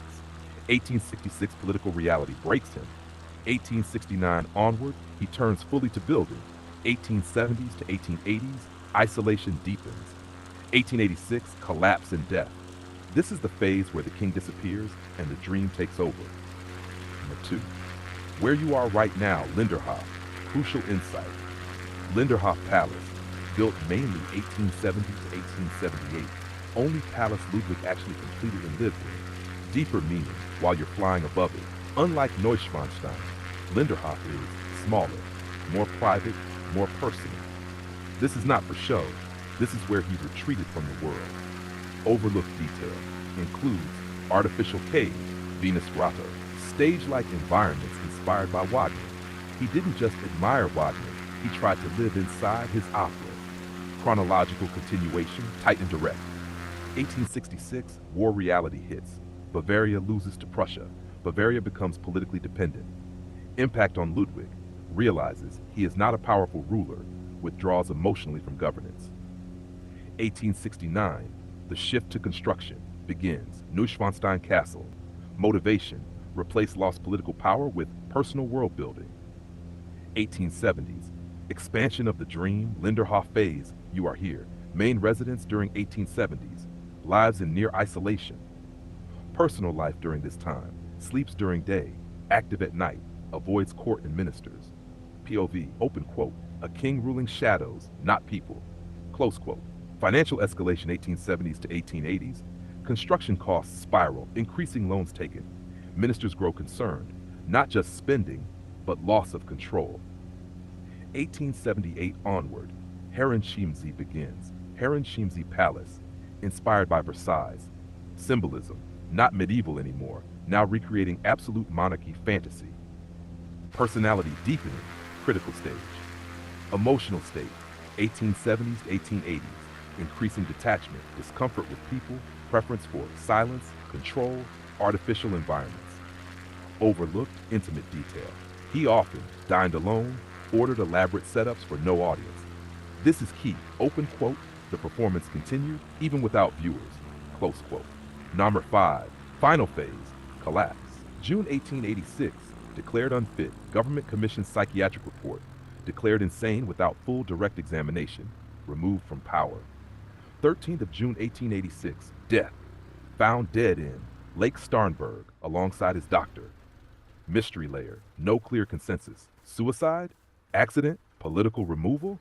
Still debated to 6. Short summary, tight and powerful. 1866, loses real power. 1870s, retreats into Linderhof, you are here. Builds increasingly isolated dream spaces. 1886, removed and dies, outcome. The king fades. The myth survives. Hash dream hook from your current position. Let's not go too far ahead of ourselves with the death of Ludwig. But as you said, I am at Linderhof. I actually managed to land at the huge green space at Linderhof castle. I guess it's a castle. But you said that this was Ludwig's personal space. We just, kind of as we do here on the channel, we explore and we stumble upon the points of interest that you happen to be one of the main characters here in these evenings or these days episodes. Depends on where from the world you are watching the live stream. And this castle that we are now walking towards or jogging towards is the main character Ludwig II, was it? His personal kind of retreat. Okay.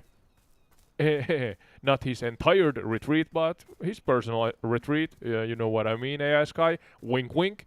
But it seems like the area here is quite well rendered in MSFS24, and there are... What's this? We're actually walking on the ground, and is this art, or does this have a practical meaning? There's a couple of round spheres, stones, within a semi-spheric wall that is around, kind of revolves around them. It seems like there's a star in the middle. Is this a compass or something? There's 1, 2, 3, 4, 5, 6, 7, 8 round stones around a sea star looking or a compass kind of heading pointer looking, star. And around the star, sharp points, there are 8 round stones. So Stonehenge kind of things going on here. Oh, there's a tunnel also. Is this the tunnel you talked about, maybe? It's above ground, so I don't know. Sky, please aid me here.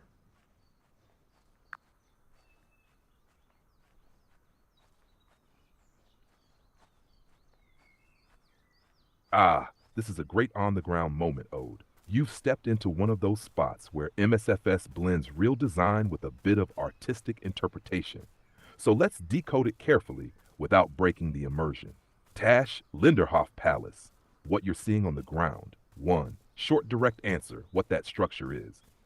The circular stones plus star compass-like pattern you're seeing is not a historical compass or ritual site.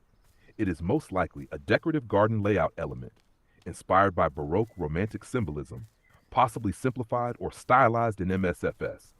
2. Where you are exactly, garden design context. Garden philosophy, 1870s design. Linderhof is built in French Baroque style, inspired by Versailles. Everything is symmetrical, geometric, controlled. Nature is designed, not wild. Nutsh number 2.1, what the stone circle star likely represents. A. Decorative geometry, primary explanation. Circles, radial lines equals order imposed on nature. Okay. Can you actually search the interwebs and figure out what the star circle with the 8 stones around it is here exactly at the Linderhof Palace? Because this is, I'm not sure. Maybe this is a location where I'm now on the hilltop. There should be another building. Maybe it seems like this plateau in front of me, if you're watching the live stream, should have a building on it. I don't know if I can jump in MSFS. Or is that the water feature on top here? Are these aqueducts? No, it's not that old, is it? Can we walk inside them? Oh, we can. I'm not sure if this is in real life like this, but there's 4 different arch tunnels. Okay, now something strange is happening here. Oh, okay. There's also a row of stairs between the tunnels, and the game doesn't know how to behave with the physics. I'm in the air, walking right now. But on the we can get a better look here. I think the stone, 8 stones with the star circle is there. Do we have a similar on the other side? Maybe? Is it a symmetrical structure? I don't know. But yeah, it seems like it's a part. It's the a part of the garden or the park.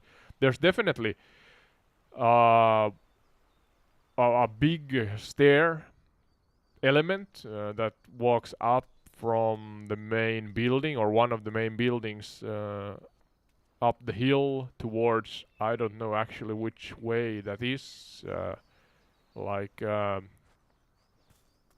it north, south, east, west, or whatever. Oh no, we're beneath ground. No, don't bug out now, game. Jesus, have to go back to the airplane. Can we drive a short while maybe? Now we're rolling backwards. Let's give it some throttle. Yeah, okay, Sky, but there's definitely some kind of element here. I'm gonna drive the airplane along the field here.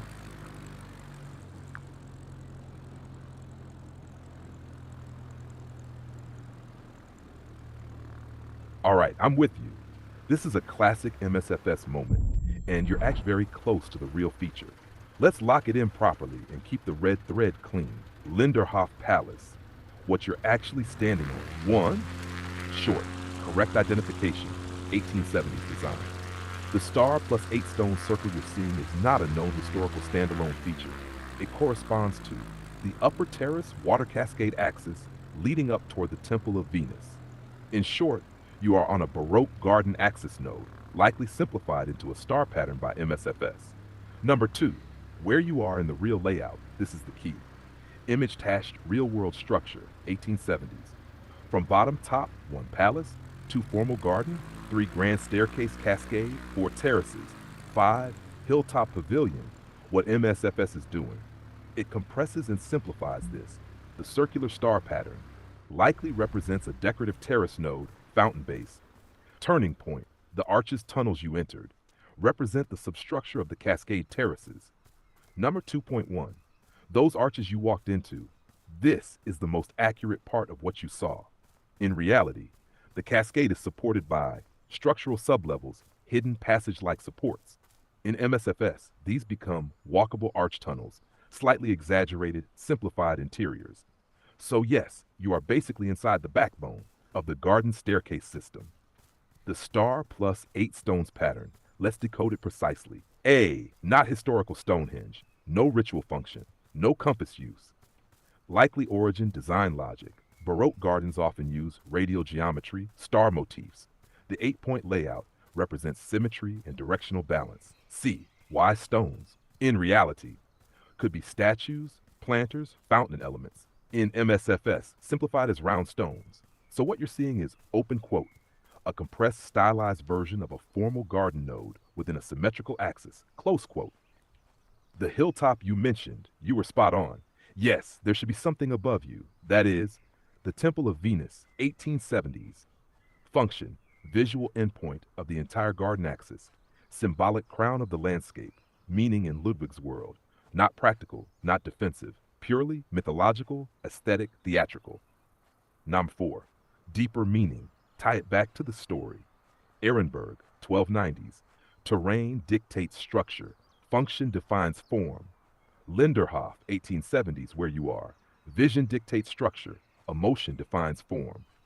That star pattern, it's not there to do anything. It's there to open quote, guide your movement, your gaze, your feeling, close quote. 5, overlook detail, important for your narration. These terraces were designed so that the king could move through layers of illusion, lower levels, controlled nature, upper levels, mythological staging.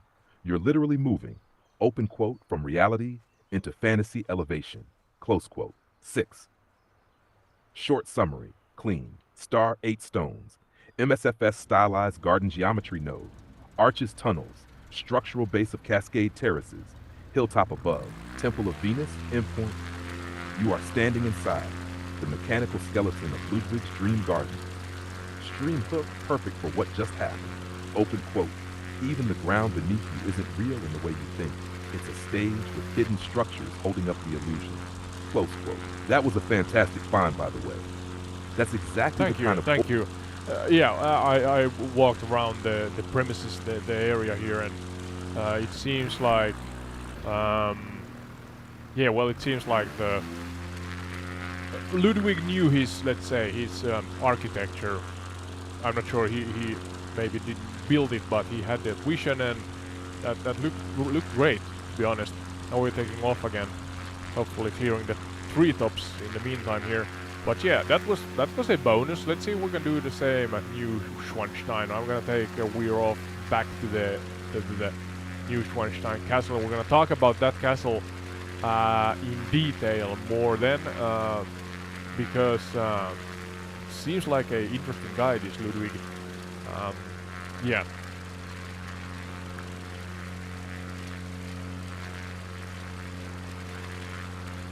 Oh, this is lining up perfectly. You've just left his most personal retreat, and now you're heading toward his ultimate statement. Let's carry the thread cleanly into that. Ludwig II of Bavaria, from Linderhof to the Final Vision, 1870. Sorry, yeah.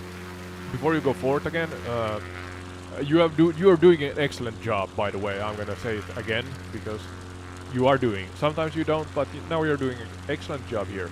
Keep up the good work.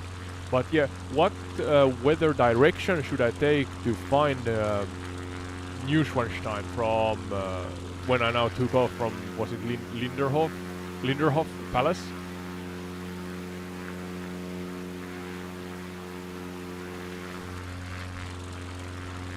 Haha, perfect timing. This is exactly the kind of pilot level question we need to get you locked on target. Let's make this super practical from the cockpit. Direction from Linderhof Palace, Neuschwanstein Castle. Short answer, what heading to flags? Rough heading, 200 and 460 degrees too. Distance and time. Oh, you talk jibber jabber. Slow down. Give me, you know, north, south, east, west, or southwest, or northeast, or whatever. You can also give me the exact degree if you want, but slow it down. You didn't pronounce the degrees as well as you should.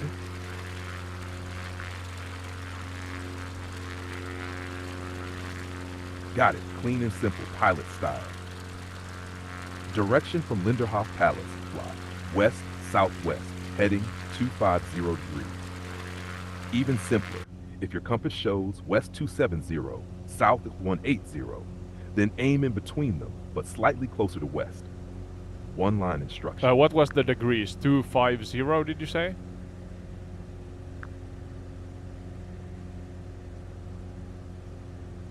Yes.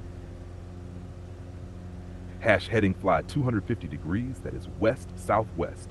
Yeah, okay, I got it. Okay, continue on with the chronicle. Yeah, no new information, fresh information. I have cut you off so many times, so hopefully you remember where we kind of left off.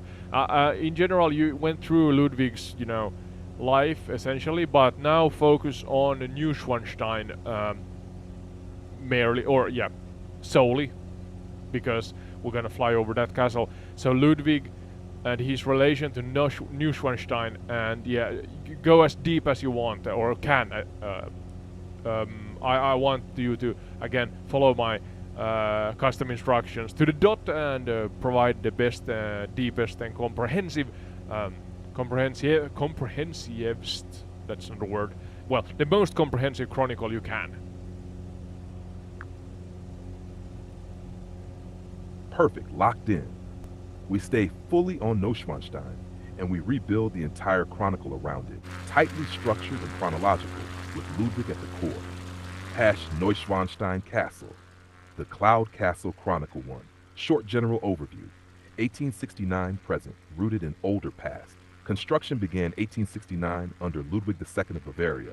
Never fully completed, built as a personal, mythological, theatrical castle.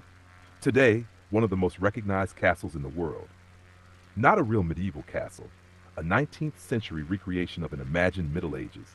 Number 2, Where, geography, terrain, and visual dominance. Image. Namensstatter 2.1 location. Precise. Above the village of Hohenschwangau, near Füssen, region Bavarian Alps, southern Germany. Not 2.2 scenery, erst ground, built on a narrow, steep ridge, overlooks Alpsee Lake, wide valley plains, surrounded by dense alpine forest, jagged mountain backdrop. From the air, open quote, it looks placed, not grown from the land, close quote. 2.3 fauna, timeless alpine setting, forests, spruce, fir, beach, wildlife, deer, fox, birds of prey, meadows below, pastoral grazing lands. 2.4 culture, 1800s Bavarian identity, region shaped by Catholic traditions, rural alpine life, contrast, local villagers practical grounded, Ludwig abstract, symbolic, detached. Number 3, folklore and myth, foundation of the castle. Core mythological themes, medieval revival via Wagner, Swan Night, Holy Grail, divine kingship, redemption and purity. Symbol, the swan, Neuschwanstein, new swanstone. Swan represents nobility, mystery, sacred kingship. The castle is not named randomly, it is a myth encoded in architecture. Number 4, chronological timeline, deep, continuous arc. Past prehistory of the site before Ludwig. C. 1100s to 1200s. Earlier medieval castles existed on nearby hills, Schwanstein ruins. Already tied to knightly legends, strategic viewpoints. Nash 1845 to 1864, Ludwig's formative years. Ludwig grows up in Hohenschwangau Castle, surrounded by murals of swan knights, medieval epics. The idea of Neuschwanstein is planted in childhood. Number 1864, turning point. Ludwig becomes king at 18, meets Wagner, myth becomes alive. 1866, reality breaks the king. Bavaria loses to Prussia, Ludwig loses political relevance. Critical shift from ruling reality, creating fantasy. No 1869, birth of Neuschwanstein. Construction begins. Intent, not defense, not administration, not residence in the traditional sense. Instead, open quote, a private mythological kingdom, close quote. 1870s, construction phase. Structure built in stages. Gatehouse completed first. Main palace rises slowly. Interiors prioritized over exterior completion. Overlooked detail, modern technology used. Running water, central heating, early telephone systems. Medieval appearance, modern functionality. Interior as narrative, not room scenes. Rooms based on Wagner operas. Throne room, divine kingship. Singer's hall, medieval courtly culture. Bedroom, Tristan and Isolde themes room. A story environment, not just living space.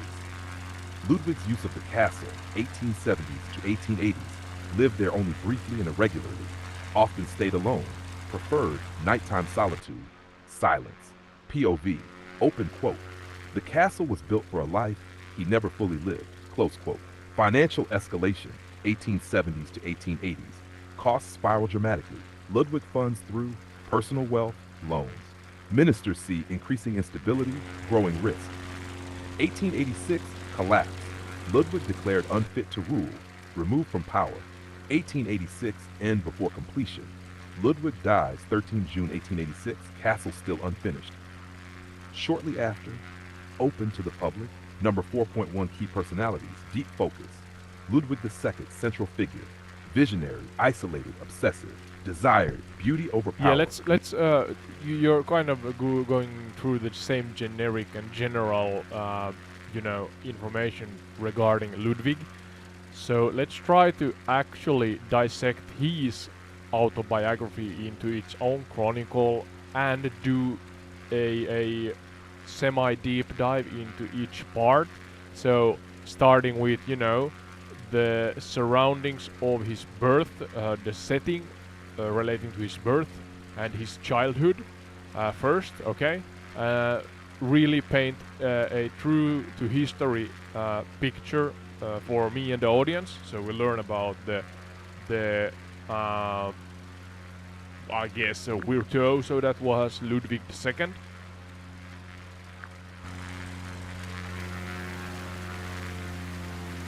Alright, this is the right move.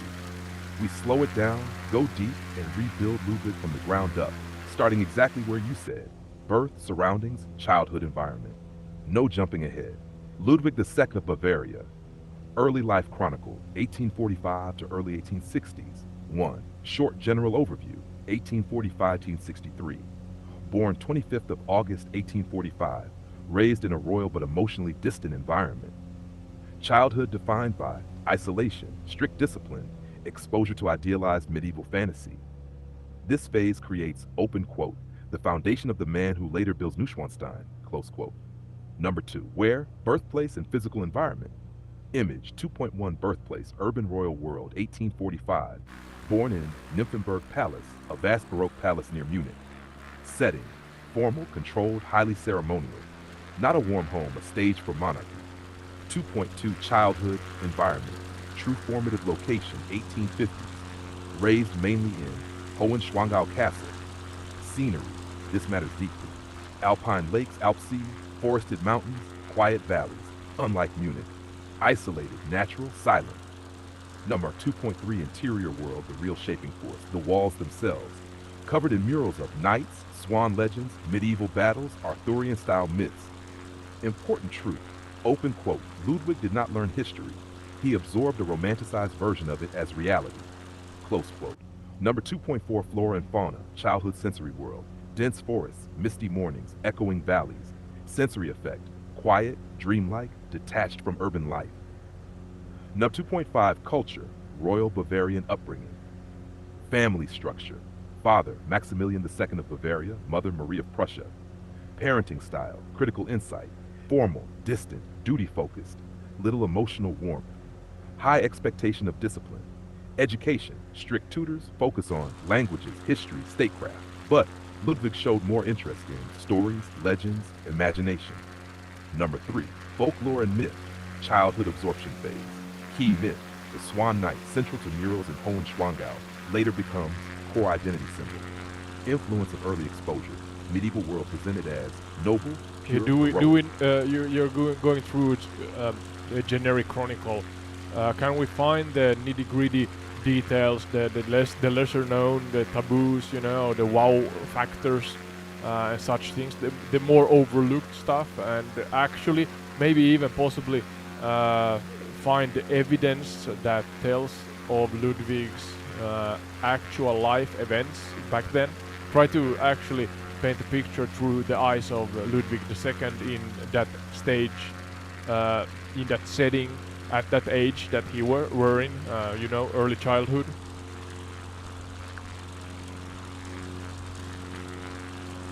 Got you.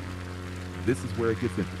Let's drop the textbook Ludwig and step into the lived reality of the child, using what historians actually know from letters, reports, routines, and behavior. No myths, just the closest we can get to his experience. Ludwig II of Bavaria, early childhood, 1845 to 1860. The inner world behind the future cloud castle. 1. Short orientation, what we're really examining. Age range 5-15 years, 1850s. Location focus, Hohenschwangau Castle. Sources, tutor reports, court records, family correspondence.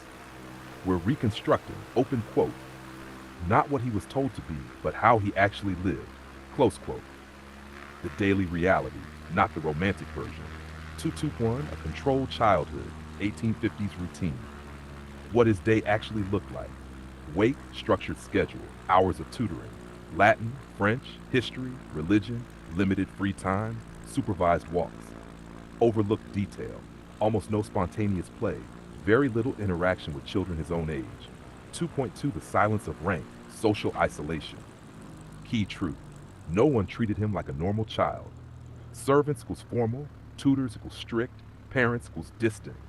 Reported behavior, described as quiet, reserved, serious beyond his years. Translation, open quote, a child who learned early to withdraw inward, close quote.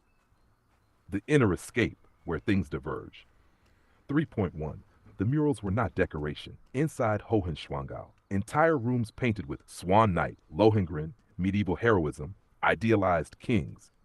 Lesser known insight. Yeah, we're actually before you go forth with the lesser known, we actually managed to land on the hilltop, on the village side hilltop at what was the name of his birthplace or childhood place? Hohenschwan or something like that. It's the castle beneath the Neuschwanstein castle, where Ludwig essentially lived before he moved up to the main castle.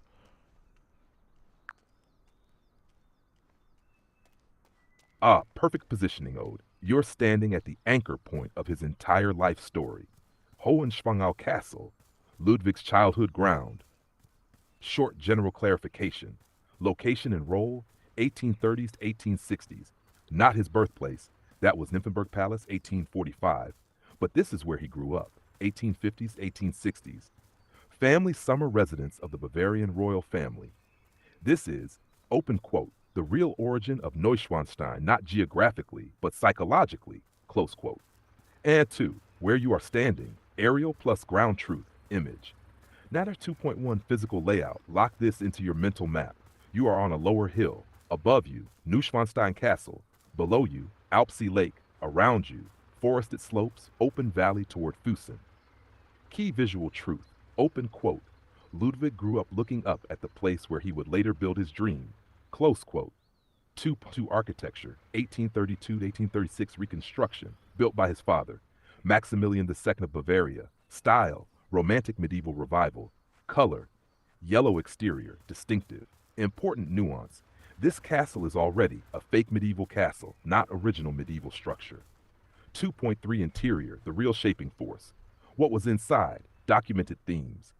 Wall paintings of Swan Knight, Lohengrin, heroic legends, chivalric ideals, overlooked fact. These murals were state-sponsored fantasy, designed deliberately to inspire, shape identity. For Ludwig, open quote, this was not decoration, it was daily psychological immersion, close quote. 3. Flora, fauna, and sensory world. Childhood, visual environment, still water Alpsee, dense forests, misty mornings, echoing mountains.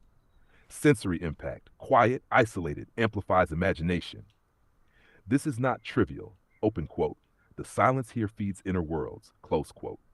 4. Culture, family, and identity. Royal expectation, groomed to become rational, political, controlled reality, sensitive, withdrawn, imaginative. Conflict begins right here. Folklore and myth, direct influence, core myth. Swan Knight, Lohengrin. Connection. Swan imagery becomes naming of Neuschwanstein, identity symbol of Ludwig. Yeah, let's go into that swan imagery. You have mentioned it a few too many times here, so...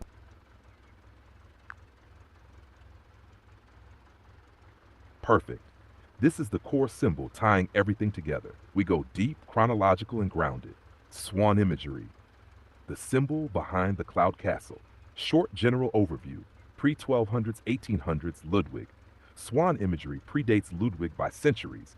Medieval Europe, c. 1100s to 1300s. Revived in the 1800s.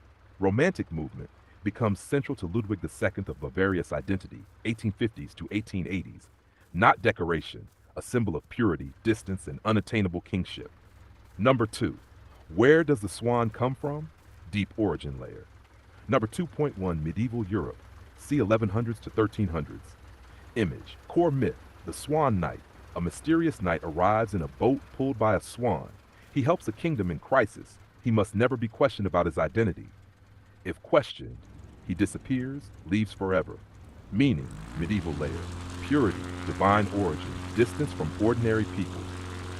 Important, open quote, the Swan Knight is powerful but cannot belong, close quote. Number 2.2, the Holy Grail connection, c. 1200s to 1400s. Swan Knight often tied to Grail lineage, sacred kingship. Meaning evolves. The swan equals a being between worlds, neither fully human nor divine. This matters for Ludwig later. Number 3, 1800s revival, the version Ludwig inherits. Romanticism, c. 1800-1850. Europe rediscovers medieval myths, but cleanses them, idealizes them. The Swan Knight becomes beautiful, noble, pure. Harsh realities removed, violence, political struggle, moral ambiguity. Richard Wagner, Lohengrin, 1850. Opera retells Swan Knight's story. Focus, tragic love, isolation, identity secrecy, key emotional theme, open quote. A hero who cannot stay in the world he saves, close quote. Number 4, Ludwig's personal connection, 1850s, 1880s. 4.1, childhood immersion, 1850s. At Hohenschwangau Castle, murals depict Lohengrin swan legends. Daily exposure, not occasional, constant. Result, open quote, the So swan yeah, becomes you're doing the general, cycle again a little. You're doing great, but you leave it kind of slightly too vague and generic. You are doing it, but I give you 7.5 out of 10 with that one. I need you to remember new, fresh information, and you are repeating yourself too much.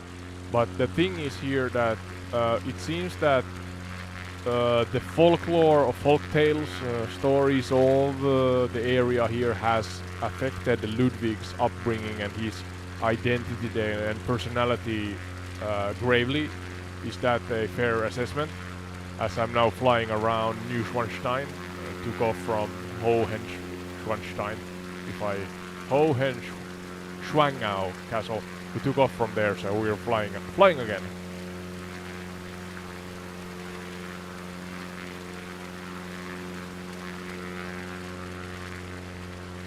Short answer, yes, but with a correction.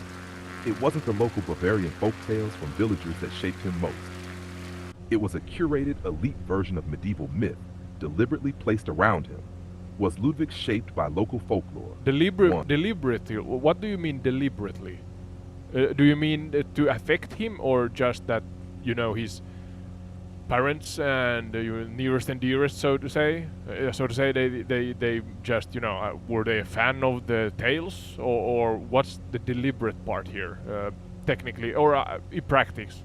Were there underlying meaning to it, to, educate Ludwig, or what's the story, the precise story there?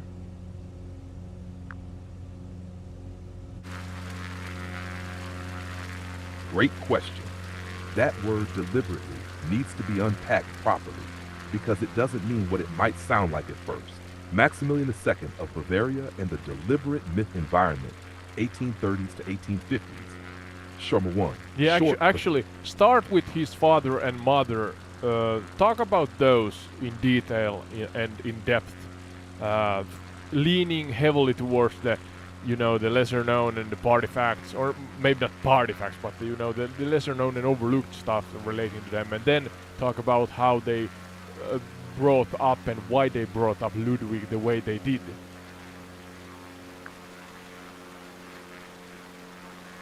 Perfect. This is where the roots actually sit. We'll go person by person, then bring it together into how Ludwig was raised and why it turned out the way it did.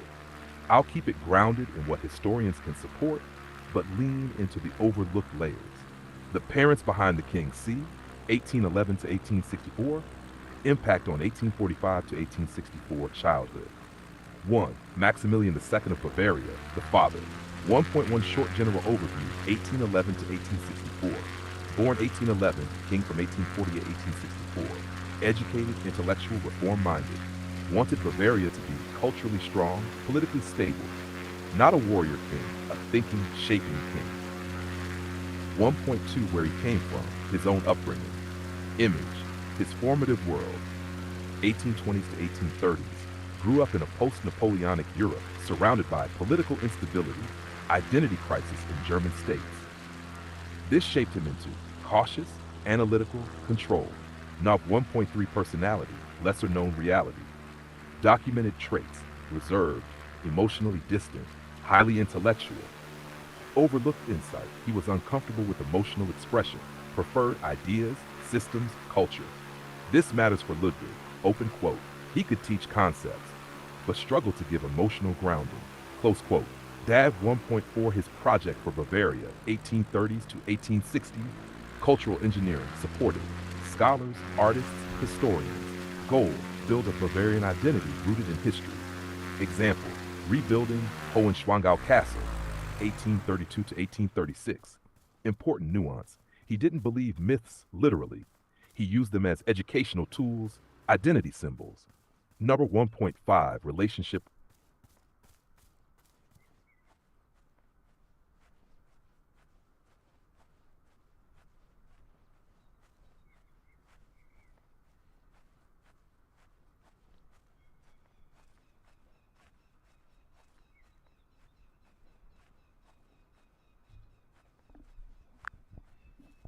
Yeah, seems like we lost AI Sky. Are you back, AI Sky? Can you continue on with Ludwig's father or parents and upbringing and such from where you got cut off? Is that possible? I'm right here. Connection solid. Let me reconnect the thread cleanly and continue exactly where we left it, without drifting. Ludwig II of Bavaria, the full parental system around him. 1845-1860, not just father and mother, who actually raised him. One. Short clarification. Important correction. Ludwig did not grow up mainly with his parents. He was raised within a multi-layered royal system, including tutors, governesses, court officials, servants. So when you say his parents, they are important, but they are only part of the influence. Number two, the other parents, the overlooked layer. Number two, the tutors, daily authority figures, 1850s. Their role, present every day, responsible for education, discipline, behavior. What records suggest? Strict, formal, emotionally distant. Lesser known detail. Tutors often reported Ludwig was hard to motivate with practical subjects, showed more interest in stories and imagination. Important, open quote, these were the people he interacted with the most. Close quote, 2.2 the governess, court care system. Role, manage daily life, routine, meals, movement, but all always within formal hierarchy, emotional restraint. 2.3 the court environment, constant pressure. What surrounded him daily? Uniforms, titles, rituals, protocol. Behavior expected, speak properly, sit properly, move properly. Overlook truth, open quote, he was never off stage, close quote. Number 3, the emotional reality. This is the core, 3.1, no safe space. In normal childhood, home equals emotional refuge. For Ludwig, home equals extension of court. Result, no place to relax emotionally, be vulnerable. 3.2, attachment pattern, modern interpretation from records. Based on tutor descriptions, behavioral patterns, likely traits, withdrawn, observant, sensitive, avoidant under pressure. Namaja 3.3, the quiet coping mechanism. What he does instead, retreats into stories, imagery, inner world. This is not rebellion, this is adaptation. Number 4, how all parents combine, system effect. NAP 4.1 father, Maximilian II of Bavaria, provides culture, expectations, intellectual framework. 4.2 mother, Marie of Prussia, provides energy, physical world exposure. 4.3 tutors in court, daily structure, discipline, constant observation. 4 what's missing, this is the key. No consistent, emotional warmth, personal validation, safe intimacy.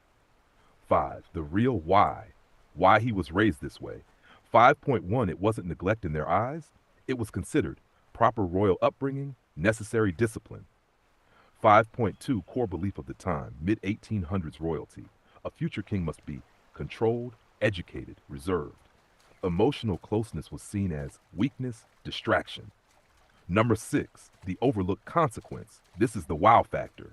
The system worked, but not as intended. Intended outcome, a rational ruler. Actual outcome, a deeply internal, imaginative personality. Key turning point insight, because he had structure without warmth, he had stories without grounding. He begins to treat inner world stable, outer world demanding and distant. 7, POV reconstruction, young Ludwig in this system. Everyone speaks to me, but no one really speaks to me. The rules are clear, the expectations are clear, but the stories on the walls, they are clearer. They don't change. Okay. You are dragging it out maybe a little here.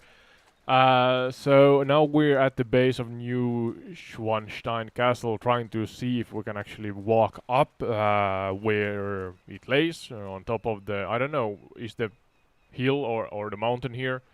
Does it have a name?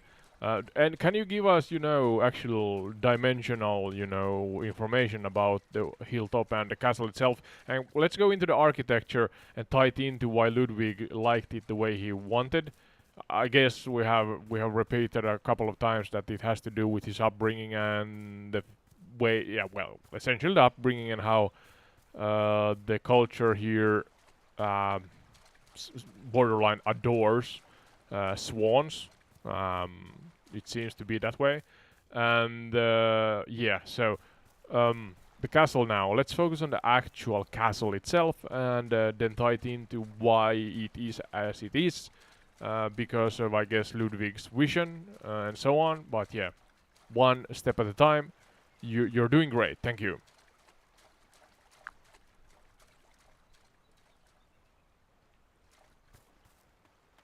Got it. Tight, grounded, and focused on what's in front of you. Neuschwanstein Castle. The hill, the scale, and the design. Where exactly are you standing? The ridge itself, image. The hill has a name and structure. You're at the base of a steep alpine ridge above the Polat Gorge. Polat Gorge. Bridge viewpoint above, Marienbrücke. Terrain facts, real numbers. Elevation of castle, 965 meters above sea level. Drop into gorge, 90 to 100 meters straight down. Ridge width, buildable top, narrow, irregular. Meaning, open quote, this is not a gentle hill. It's a deliberately chosen dramatic cliff edge, close quote. Castle dimensions, actual scale, outer structure, length, main axis, taught 150 meters, width 30 to 40 meters, height towers up to 65 meters, interior built versus planned rooms 200 plus, completed 15 to 20 fully finished rooms. Overlooked fact, most of the castle you see from outside was never completed inside. Number 3, architectural style, what you're actually looking at. Nominative point 1, it looks medieval, but isn't. Style, Romanesque revival, 1800s interpretation of 1000 to 1200 AD.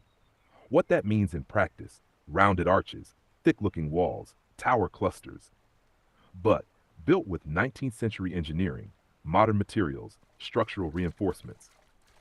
Number 3.2, key visual design choices, intentional.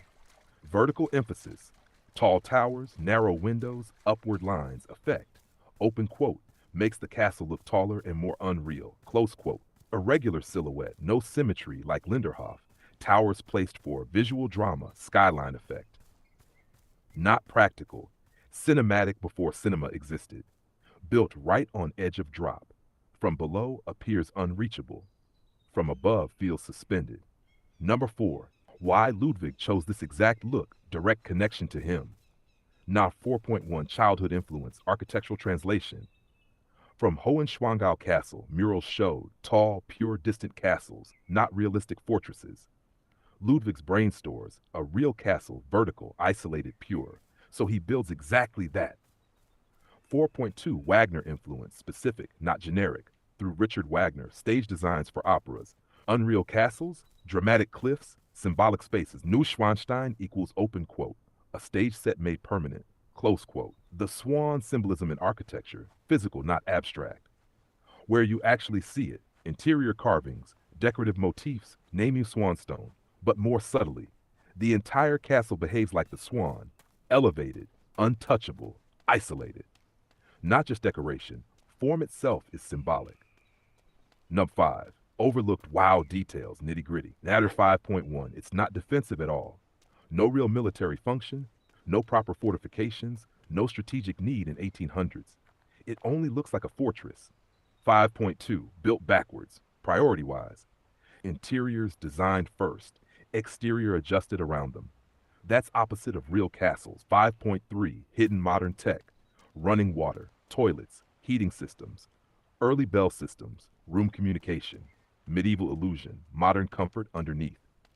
5.4, access difficulty, your current experience, the steep path you're trying to walk. Historically, narrow, controlled access. Today, designed tourist paths. That climb is intentional. Open quote, you earn the view, close quote. Number 6, short summary clean. Built on steep ridge above Polat Gorge, 965 meters elevation. Size, 450 meters long, towers up to 65 meters. Style, romanticized Romanesque, not real medieval. Purpose, visual, symbolic, personal, not practical. Final truth, open quote. This castle is not shaped by war, terrain, or necessity. It is shaped by how Ludwig believed a castle should feel. Close quote. Streamline as you approach on foot. Open quote. The closer you get, the more it becomes clear. This wasn't built to defend a kingdom, it was built to defend a dream. Close quote. If you want next, we can go room by room inside and decode the symbolism in each space. That's where it gets even more revealing.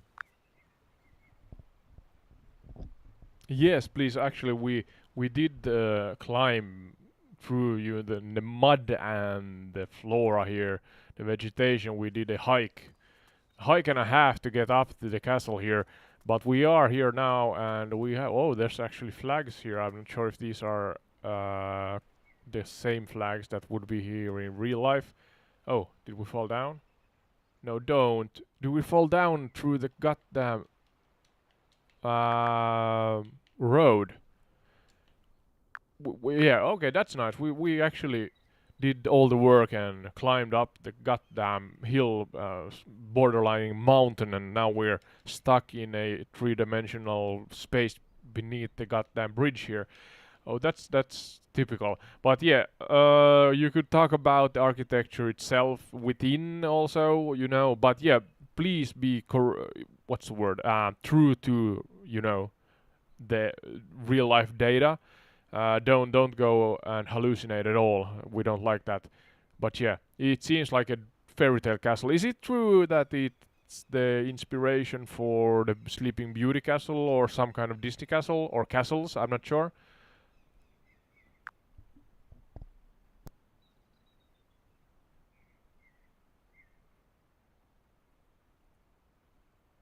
Haha, classic MSFS moment. Climb the mountain and end up under it. Let's keep it grounded and real while you reset position. Neuschwanstein Castle, exterior interior architecture fact based. 1. Short answer to your Disney question, clear and factual. Yes, but indirectly, Neuschwanstein inspired Disney castle designs, especially Sleeping Beauty Castle, Disneyland 1955, later Cinderella style castle. Important nuance. Disney did not copy it exactly, it used it as a visual reference inspiration. So, open quote, not a replica, but the closest real-world source of that fairy tale look, close quote. Number 2, exterior architecture, what you saw climbing up. Image 2.1 materials, real construction. Core, brick construction, facade limestone cladding. Overlook detail. It looks like solid stone, but structurally, more modern, lighter construction. 2.2 courtyard layout where you likely were. Enclosed central courtyard, surrounded by gatehouse, residential wings, towers. Unlike medieval castles, no defensive logic, no military positioning. It's, open quote, a stage courtyard, not a fortress yard, close quote. 2.3 towers, visual illusion. Multiple towers of different heights, no uniform symmetry. Purpose, create a storybook skyline, not structural necessity. Number 3, interior architecture, what actually exists inside image. 3.1, general reality, important correction. Only 15 rooms completed, large portions, unfinished, never decorated. What tourists see today, finished show rooms only. 3.2, the throne room, built to 1880s, incomplete, inspired by Byzantine churches. Features gold mosaics, huge open hall, missing the actual throne. Overlooked. The most important symbol of power, never installed. Meaning, open quote, a king without a throne in his own castle, close quote. 3.3 Singers Hall, largest room, long wooden hall, inspired by medieval great halls. Function, not used for court. Designed for imagined performances, Wagnerian themes. Reality, rarely used. 3.4 bedroom, extreme craftsmanship. Heavy carved wood, Gothic style detailing, took years to complete. Overlooked, hyper detailed, almost obsessive craftsmanship. Shows, open quote, Ludwig focused intensely on small details, close quote. Loft 45, artificial grotto, yes. Inside the castle, small indoor cave, linked to Wagner's operas. Real fact, included colored lighting, advanced for the time. This is not medieval at all. This is 19th century fantasy engineering. Flags you saw, quick reality check. In real life, Bavarian flags, historical banners, rotating displays. In MSFS can be simplified, not always historically accurate.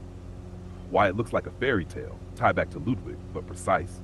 5.1 not built from reality, based on paintings, stage designs, romantic imagination. 5.2 built for perception. Towers exaggerate height, windows placed for effect, layout ignores defense. It is, open quote, designed to look good from a distance first, close quote. 5.3 Ludwig's personal imprint, specific, not generic. focus on. Yeah, exactly. Ludwig's personal imprint, specific, not generic. Could we actually now focus on Ludwig's uh, process, I guess, of building the castle and go so personal as you can?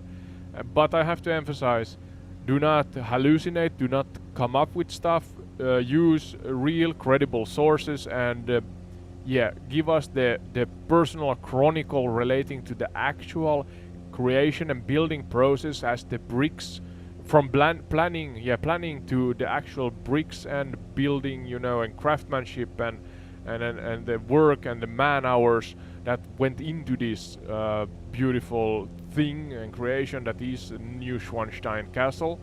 Then I guess we eventually meet the downfall of Ludwig, and that there also no generic jibber jabber. I want the we have covered that enough. So I want the real detail, the intricacies, the overlooked, the dark secrets and taboos, but all factual. Thank you.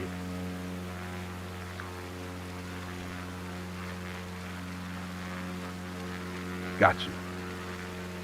Will stay fact-based, traceable to documented research, Bavarian Palace Department records, construction accounts, letters, and keep it personal without inventing anything.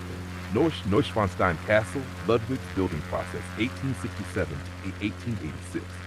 From idea, drawings, stone, collapse. 1. Short overview, timeline anchor, 1867 to 1868. Concept and designs, 1869. Construction begins, 1870s to 1880s. Intensive building phase, 1886. Ludwig dies, castle unfinished. Key truth, open quote. This was not a normal royal project, personally driven, unusually controlled by Ludwig himself. Close quote. The planning phase, 1867 to H's 2.1, where the idea became concrete. Location, above Hohenschwangau Castle. Ludwig had known the ridge since childhood. Documented fact, Ludwig requested a castle in the style of the old German Knights castles. 2.2, who actually designed it. Main artistic designer, Christian Jank, not an architect, a theater set designer. Technical architects, Eduard Riedel, later Georg von Dolman. Overlooked but critical, open quote. The look came from a stage artist, the structure came from engineers, close quote. 2.3, Ludwig's personal involvement, documented. He sent letters, sketch comments, detailed instructions, known behavior. He rejected designs repeatedly, demanded changes to towers, room layouts, decorative themes. Fact-based conclusion. Open quote, he acted more like an art director than a passive patron, close quote. Number 3, groundbreaking and structural build, 1869 to 1873. Nav 3.1, the site preparation, real engineering effort. Work required, blasting rock from ridge, leveling uneven terrain, stabilizing cliff edges. Workforce, several hundred laborers over time. Stone cutters, masons, carpenters. Overlooked detail. This was dangerous alpine construction, not symbolic, physically extreme work. Want to infrastructure first. Before castle walls, access road built, temporary construction paths, early bridge structures. Important, open quote, without access, nothing could be built. This alone took years. Close quote. Number 4, main construction phase, 1870s to 1880s. 4.1 materials and structure, verified facts. Core, brick masonry. Exterior, limestone facing. Why brick? Faster construction, easier shaping. Why stone outside? Visual authenticity. Open quote, medieval look plus modern efficiency. Close quote. Have 4.2 workforce and labor scale. Estimates from records. Hundreds of workers active during peak periods. Specialized craftsmen for interiors. Work characteristics. Seasonal, weather dependent, long hours, manual transport of materials. Overlooked reality. Open quote. The dream castle depended on industrial age labor intensity. Close quote. Hash 4.3, speed versus perfection conflict. Ludwig demanded speed, detail. Engineers needed stability, feasibility. Result, constant redesigns, delays, rising costs. Interior craftsmanship, 1870s to 1880s. 5.1, artisan work, documented timelines. Wood carvings took years per room, murals, hand-painted scenes, stonework. Example, bedroom carving work took 4 years. 5.2 Ludwig's personal behavior, documented patterns. Preferred, reviewing plans at night, rarely stayed long with workers. Communication, written instructions, mediated through architects. Overlooked insight, open quote. He controlled the vision, but remained physically distant from the process. Close quote. Number 6, financial escalation, critical turning point. Now 6.1 costs historically recorded. Total cost by 1886, cost 6.2 million gold marks. For context, enormous burden for Bavaria at the time. 6-point funding reality, initially royal funds, later heavy borrowing. Fact, Ludwig took personal loans repeatedly. 6.3 government reaction, ministers increasingly alarmed, concerned, debt, governance, neglect the 7. The final phase, 1884 to a 7.1, near completion, but not finished. Exterior mostly recognizable. Interior, still incomplete. Key fact, only a fraction of planned rooms finished. Norse 7.2, Ludwig's use of the castle. Documented, lived there briefly, only months total, stayed mostly alone. Overlooked truth, open quote, he built a lifetime project he barely inhabited, close quote. Number 8, collapse and removal, 1886. Nat 8.1, political action, government declares him unfit, based on psychiatric report, no full direct exam. 8.2, removal from power, arrested, taken away from castles. 8.3, death, 13th of June 1886, found dead in Lake Starnberg, alongside psychiatrist. Facts, cause officially drowning, circumstances still debated. Number 9, overlooked in dark realities, fact-based, no speculation. 9.1, isolation during construction, increasing withdrawal, minimal court interaction. 9.2, financial secrecy, loans taken quietly, increasing urgency. 9.3, unrealized vision, plans exceeded what could be built, expansion never stopped. Core truth, open quote, the project had no natural endpoint, close quote. Number 10, short summary, designed from stage art, engineered by architects, built with modern methods, medieval illusion. Hundreds of workers, years of labor. Costs escalated, political crisis. Ludwig died, castle unfinished. Final meaning, open quote, Neuschwanstein is not just a castle, it is an unfinished personal project that outlived its creator. Close quote. Streamline as you stand at the castle. Open quote, every stone here was placed under a vision that never stopped evolving, and that's why it was never finished. Close quote. If you want next, we can go into specific worker conditions, construction logistics, and daily life on the build site. That's where even more overlooked detail exists. Yeah, I think that's a topic for another day. You're using open quote and close quote a lot. I'm not sure if those are real quotes, so you stop doing that if you're just coming up with your own quotes. I just want pure, real, true, documented facts relating to the topics that we're discussing. Now, to end the stream, I just want to, as per usual here on Entired Retreat, celebrate. I want to celebrate the area we have flown over. Yeah, so we're talking about Neuschwanstein, Hoven, Shang. Sorry, I'm gonna butcher the names. You know what we have flown over. So I wonder about the tourist attractions. I want to celebrate the areas and promote if there's any tourism that could, end up in people actually visiting the locations. Of course, in a manner that respects the area and nature and such things. And then finally share with the audience where they can find the entire retreat and what kind of format we are and so on. Does that sound like a good plan, yes, Kai, to round things off for this day's episode?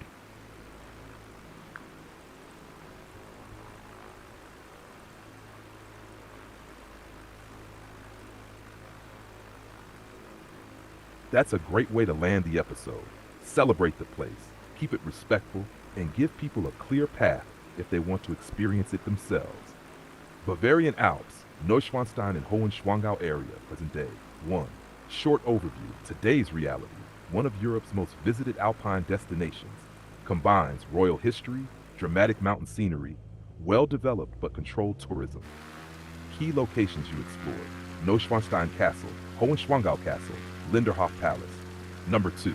What visitors can actually experience: real, practical tourism. At 2.1, castles and historical sites. Image Neuschwanstein, timed entry tours only, book ahead. Interior visits are guided and structured. Best viewpoints: Marienbrücke Bridge, valley floor panoramic points.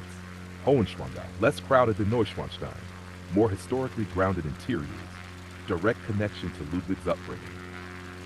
Linderhof, fully completed palace, gardens freely explorable, includes fountains, terraces, grotto when open. #2.2 Nature and landscape. Key outdoor experiences: hiking trails around Alpsee, views over Forgensee Lake, Pullat Gorge walks, steep but rewarding. Real advantage: you can combine cultural tourism, genuine alpine hiking. 2.3 Villages and local culture. Fussen, historic old town, good base for exploring. Hohenschwangau Village, tourist hub, hotels, restaurants, transport. Local culture: Bavarian cuisine, traditional architecture, seasonal festivals. Responsible tourism, important. Environmental respect: stay on marked trails, avoid off-path climbing, erosion risk, respect wildlife zones. Cultural respect: follow castle rules, no photos inside in many areas. Respect local communities, this is a living region, not just a set. Timing tip: practical, not generic. Best times: early morning, late afternoon, peak midday equals very crowded. Number 4, overlooked insight, worth sharing with audience.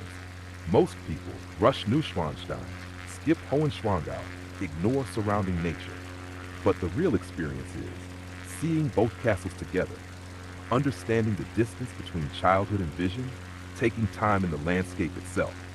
Number 5, short summary, clean, world-class castle destination, mix of history, nature, highly accessible, but best enjoyed slowly. Respectful travel preserves the experience. Core takeaway: this is not just a castle visit, it's a landscape shaped by history and imagination. Final segment: Entired Retreat, your outrow framing. You can deliver this naturally, but here's a clean structure. Entired Retreat, what it is: aerial exploration series using flight simulation, real-world locations blended with historical facts, narratives, story-driven exploration. What makes it unique? You don't just see places, you learn their deeper context while flying them. Where to find it: YouTube, main platform, live streams, edited episodes, companion formats, podcast-style edits, community platforms, Discord, etc. Closing line, no fluff. Open quote: we don't just fly over places, we try to understand why they exist. Close quote. If you want, next time we can do a hidden details only episode, or go into a single building, room by room, deep dive. This one was a solid flight. Yeah, thank you, Sky, again. You did a good job again. As we are actually literally, tongue twister that one. Flying into the sunset towards Fussen Gilder Airfield, and then we have what's the another? There's another one there. I can't actually read that one. It's too late right now. But yeah, we're flying into the sunset. For the audience, thank you for being with us. You can find entire retreat on YouTube and Twitch with live streams, and then of course edited episodes also on YouTube and Spotify. Yeah, I'm striving for a format that would suit kind of the more video niche of content creation, whilst simultaneously fitting the podcast niche, podcast format, on the same time, as I said. So you can find us on YouTube, Twitch and Spotify mainly. We also have a Patreon. We actually plan on providing real benefits for those who support us further. If you subscribe and you are active and you are a Patreon, you can actually be eligible for custom episodes or be actually inside the cockpit here with me and AI Sky through remotely being a remote guest in Discord. So you are a part of the stream, a part of the episode, a part of a podcast essentially. And we then fly over whatever you are interested in, and we discuss that. Um, what else? What else? Yeah, we have a Discord. Did I say that already? We have a Discord, yeah. I mentioned Patreon, but we have a Discord, and that's free, of course. You can join, you can communicate with us, with the community, and so on. But yeah, you know the drill. I'm not that special, from anybody else trying to make it on the social media or in the social media interwebs. But I enjoy what I do and learn a lot along the way. So welcome aboard, welcome along or on our travels, our explorations. Okay. Anything else to add, Jaska? I don't know. I'm sometimes I feel like I'm slightly below ideal. Not maybe bad, but I'm getting there. I'm learning, but yeah. Everybody's welcome along. Yeah, I wanted to mention that actually you, Jaska, even though you are great, you are kind of sitting in a seat where there could be a real human, instead of you. Not that you could be along on the ride also educating us, Sensei Sky, you all-knowing entity, but I want the audience, if they so, may and want, they could take part in the episodes, through the chats. We have the live trivia, we have the loyalty point system and all that we can learn along the way, but at the same time, your questions, your interactions, of course, then steers the actual topic that the topic that relates, the discussion that relates to the areas we fly over. So me babbling about here by myself with an artificial intelligence, that's all fine and dandy, and I enjoy that. I love it.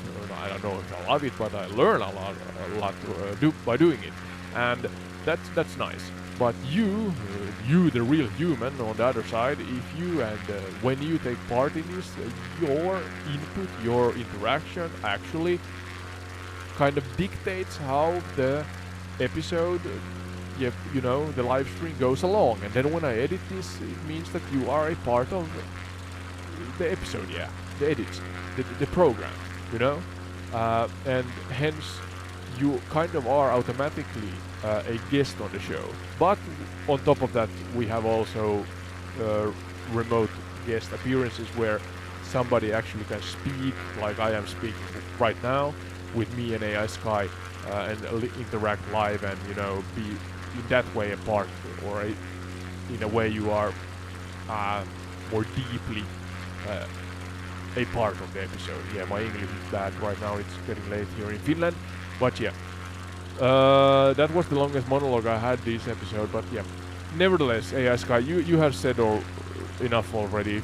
Or do you want to, give your 2 short cents here in the end before we shut things off? And Tuesdays, Thursdays, and Sundays. So at least 3 days a week is my plan on live streaming, and then of course all the other content in between.